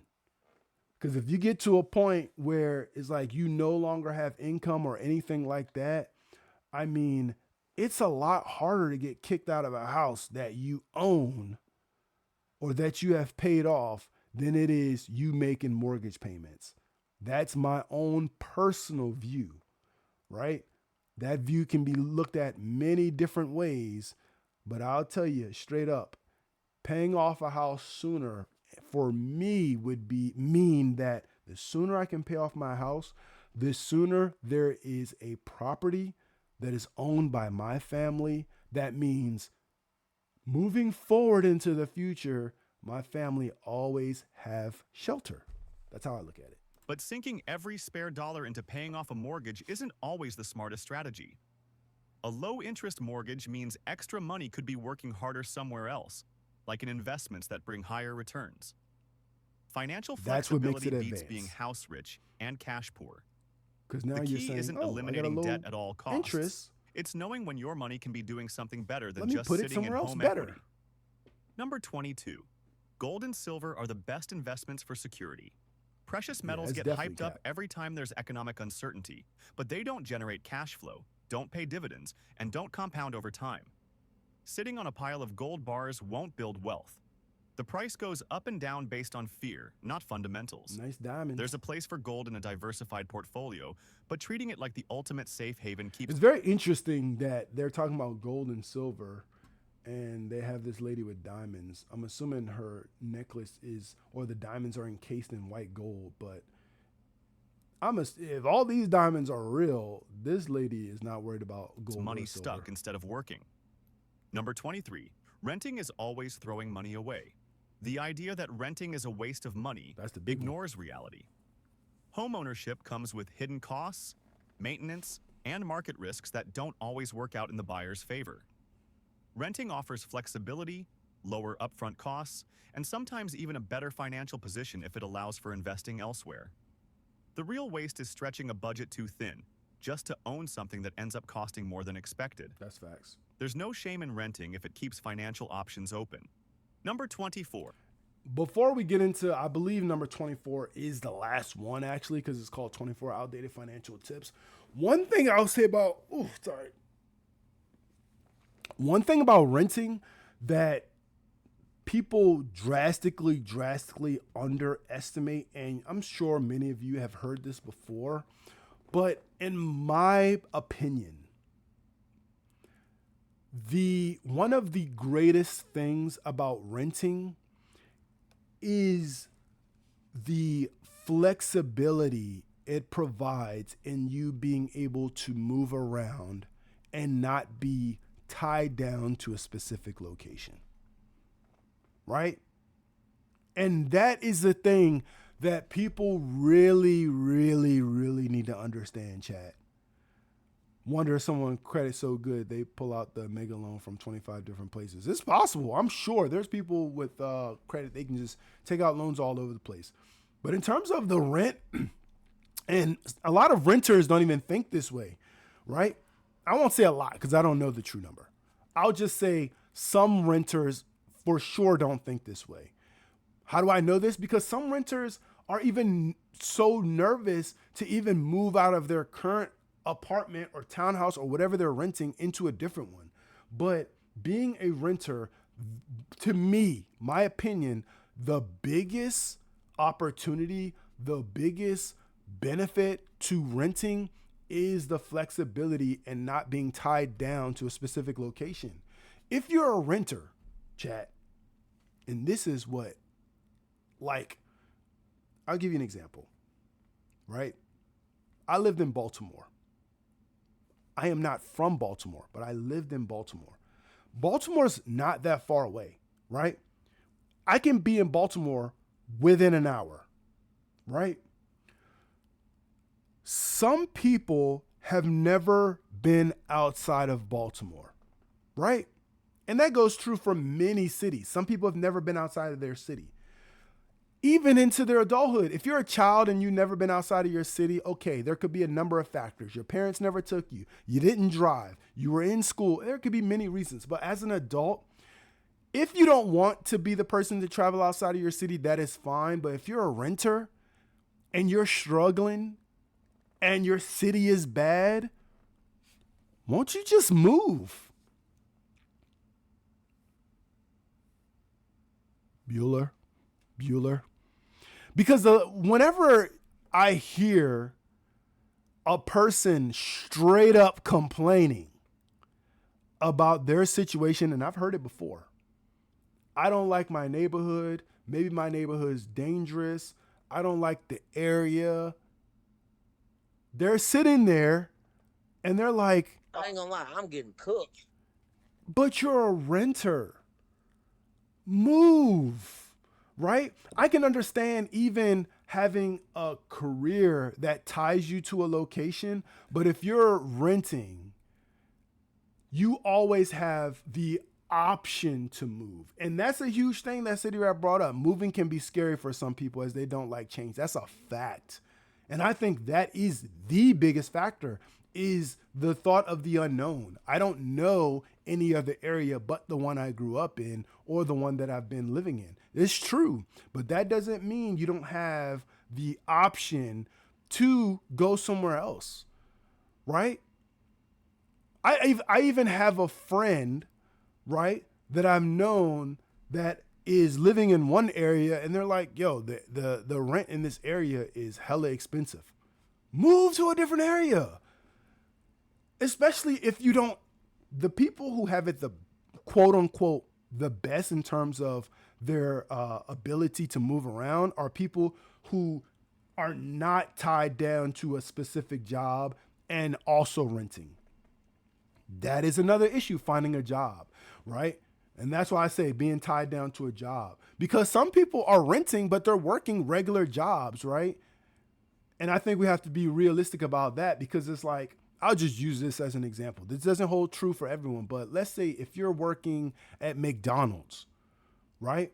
Or you're working a security job, right? Or you're working in a Walmart or Giant warehouse or something like that. Like, you could call your corporate office or you can call the company and see if there's opportunities to relocate to another location. You just have to know that you have that option available to you. Because why do you want to be stuck in an area, especially if you're overpaying in rent or an area that you can't afford? Like, go look for another area. Go look for a different opportunity. You feel what I'm saying? And I think that is a huge, huge benefit for renters. So what the person need to do to move to another city, what's the minimum required for someone that's like, I'm moving? No car, walk to another city or state perhaps. What do they need to prepare to do? So everybody's situation is going to be different. But also, I feel like I'll give you an example. Some experiences, you have to be willing to let stuff go. Because I did know someone that moved from a different city to my city, and what they had to let go because they didn't have a car, right? Especially like, let's say you're in New York. People in New York don't have cars. People that come from Asian cities may not have cars. Maybe people who live in more walkable cities don't have cars.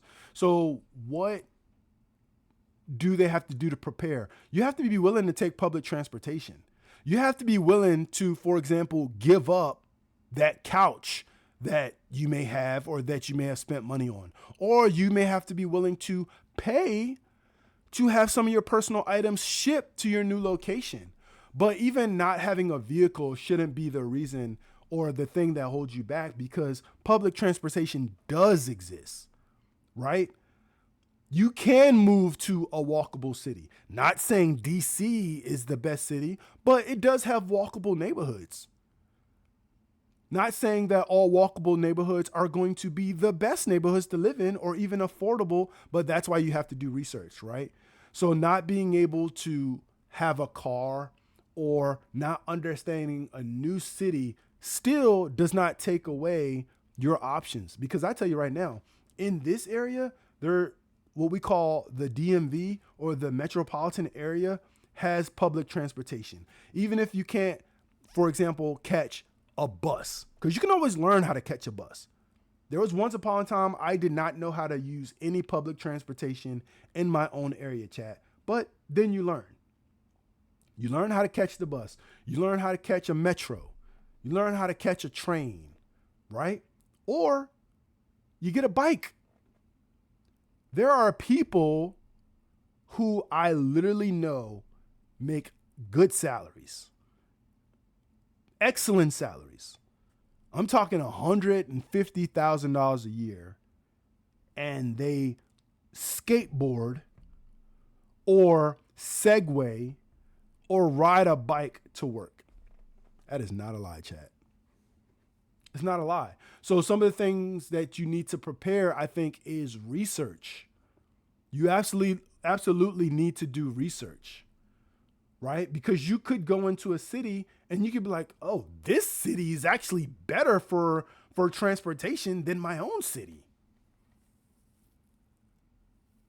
A bike is absolutely helpful transportation. A lot of people nowadays are actually, I was surprised that more people now in DC, like from the time that I know years ago, let's call it a decade ago, a lot of people would still have cars, but I think more and more people are like, you know what? Public transportation. And if you actually have a job and you want to have one of your expenses as transportation, you might even be close enough to Uber or Lyft. Let's say you're 2-3 miles away from wherever you need to go, maybe your new work location. You could Lyft, right? And again, I'm not trying to make it seem like it's easy for everyone to do. I'm just saying the option exists when you're not tied to a house or not tied to a specific career. Because again, I used to work at a bank, and when I was living in Baltimore and I was working for this bank, they bought out another bank and changed over, and I used that opportunity to switch cities. Again, not saying it's easy for everyone, but I recognized the opportunity. I said, oh, they're switching. Maybe this will be a great time for me to call corporate, which I did, and say, hey, you guys are switching people's locations anyway. Is it any chance that I could be switched to this city instead? And they did. And they said, yeah, we could switch you. If you see the prices, I don't know if public transportation is cheaper. Right. The cheapest form of transportation beyond walking is going to be some other type of transportation. And people make do for sure. Skating, not everyone has the physical ability to do that, but it is an option. Biking, skateboarding. I've literally seen people deliver DoorDash orders on skateboards. Again, not saying one size fits all, but don't allow not having a car or something else be the reason why you can't make things work, right? There are absolutely other options. So I think, and I just wanted to, and I know I carried that on for a little while, but being a renter is definitely top tier in that aspect, because you can jump from city to city anytime you want, especially if you don't have other things that make it more difficult, because the more life you have, the more difficult it becomes. And what I mean by life, like if you have kids, right? It's difficult to move a kid out of a school into another school, but not impossible. Yeah, that's a real hustler right there. Literally there's a dude with now he has I know one dude with a motorized, I don't know him, but I see him. He has a motorized skateboard. He has one of those skateboards that has like one wheel, and he has this huge helmet, and he delivers DoorDash all over the city. All over the city. I've seen people do Postmates and stuff where they're using a bike and they put shopping bags on the bike and in a book bag and everything, and they get it done. Right? Let's see what this last one is. All debt should be paid off before investing. Paying off debt feels good, but delaying investing in order to do it isn't always the smartest move. That's a fact. High interest debt should go first, but low interest loans don't always need to be rushed. Every year money isn't invested is a year of compounding lost.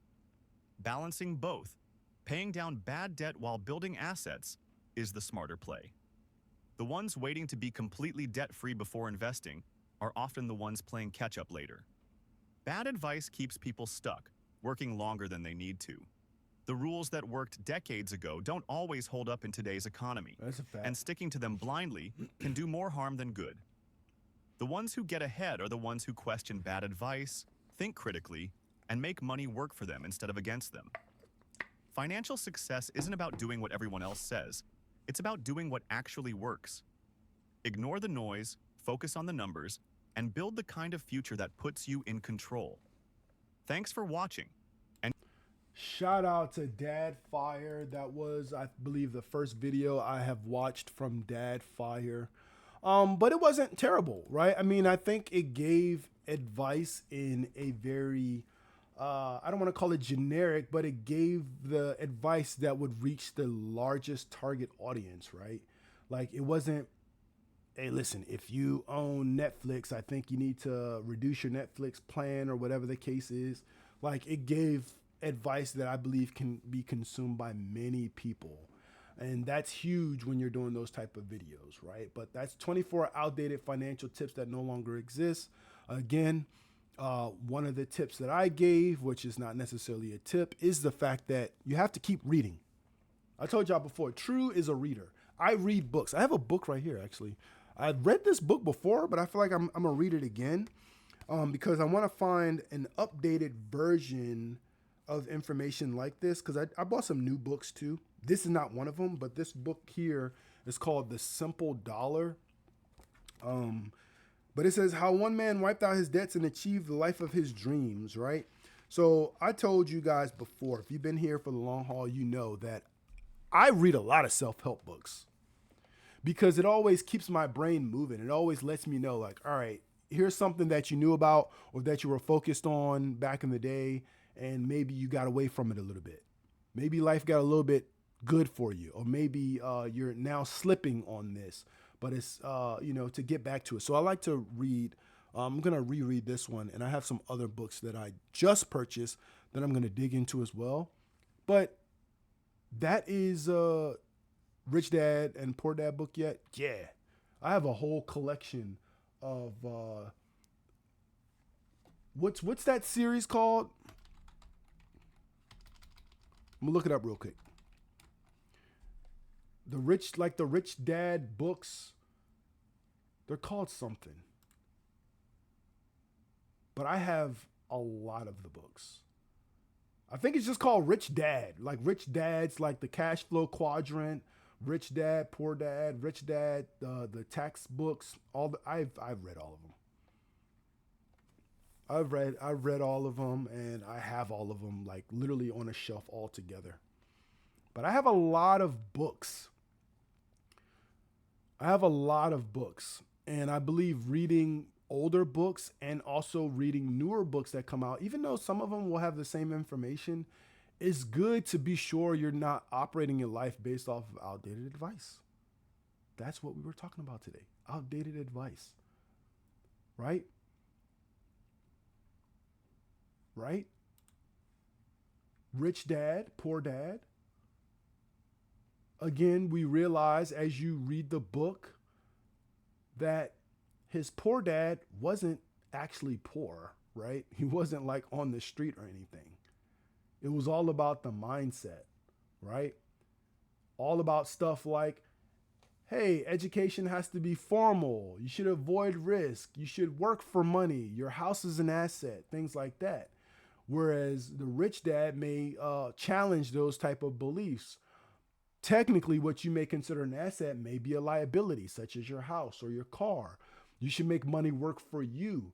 You should find opportunities in different scenarios. You should embrace risk as long as the risk is calculated, and you should continue learning, not only through educational systems, but you should use actual life to learn as well. So if you've never read Rich Dad, Poor Dad, I basically just summarized it for you in a way, right? That's some of the key principles you have to learn. You have to work to learn, not just earn your money.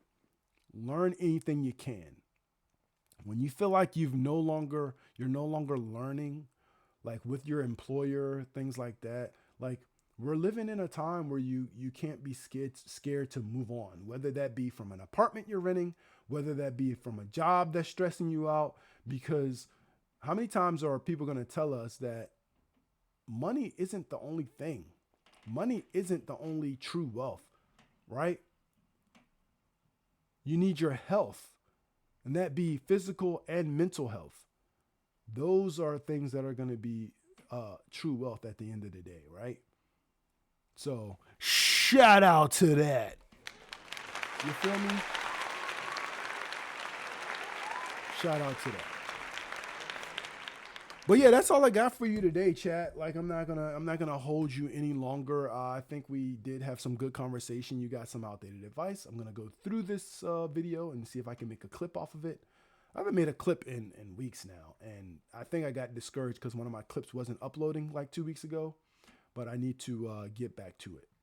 But yeah, this week they're looking out again in terms of the markets. They're waiting for that inflation and that job reports data.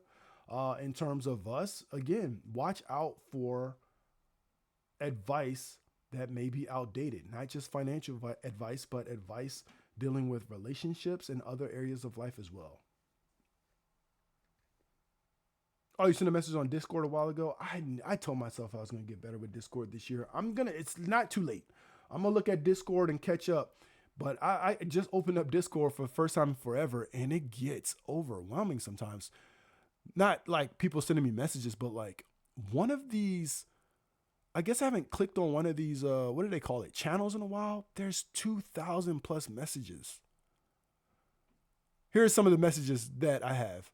I have like 30 direct messages, which is daunting. 152 messages from this channel, 537 from this one, 60 from this one, 147 from this one, 129 from this one, 19 from this one, 308 from this one, 17 from this one, over 2,000 from this one, 2 from this one, 400 from this one, 360 from this one. Like, jeez. Listen, I'm going to get better. I'm going to get my life together. And if you guys have any advice, hey, give me some updated advice on how to look through Discord and how to decipher what's important and what's not. Mostly notifications from people going live or other stuff too. Yeah, facts. Facts. W Cabana. Shout out to Cabana in the building. You know what I'm saying? Outdated financial advice. That's what I have for you today. I appreciate y'all always coming through. Like, I appreciate y'all always supporting me, giving me your time, donating biddies, giving to the channel, because the mission's still the same, from zero to hero. You know what I'm saying? I'm, you know, we gonna get it pop. Trust me, it ain't over. You know what I'm saying? Shout out to the biddies. Here's a sound that you guys probably haven't heard in a while. Let's run it up for you. Hey. This one's for Cabana. Appreciate the biddies. Hey.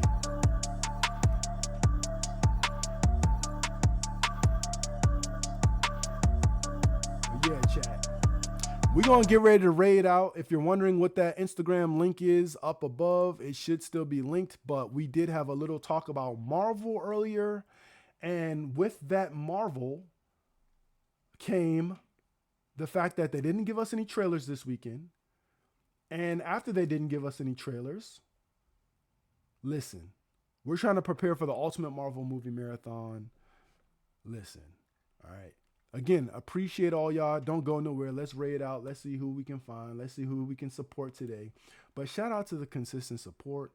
W's in the chat. Y'all know I'm a chatty patty, especially on a Monday. So shout out to y'all. Shout out to y'all. Let's see who we got up and running. I see someone. If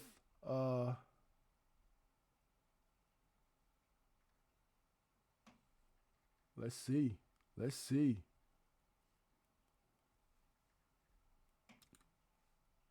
Let's see. Let's see.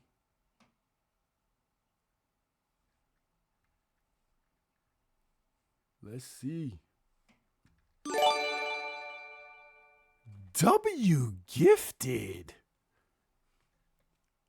I could have sworn they're supposed to have another notification. I appreciate that. I appreciate that. We about to raid out. And you're actually live. Cabana ain't say nothing. You live. We about to go. Let's go. Let's go support. All right, chat. Make sure y'all don't go nowhere. We started the rave. Let's go show some love. Appreciate the gift again. That means a lot. You know what I'm saying? Slowly but surely, we gonna run it up. We gonna get there. Let's get that rave music going. I ain't gonna hold y'all no longer. Let's go.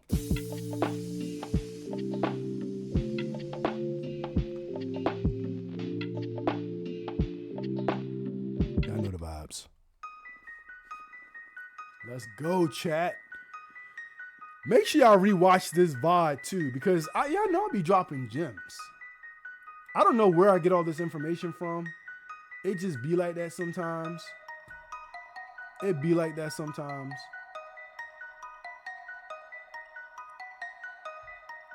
I see you are live. Let's go support. Cabana, keep it up and running. Let's go. I'll catch y'all on the next one.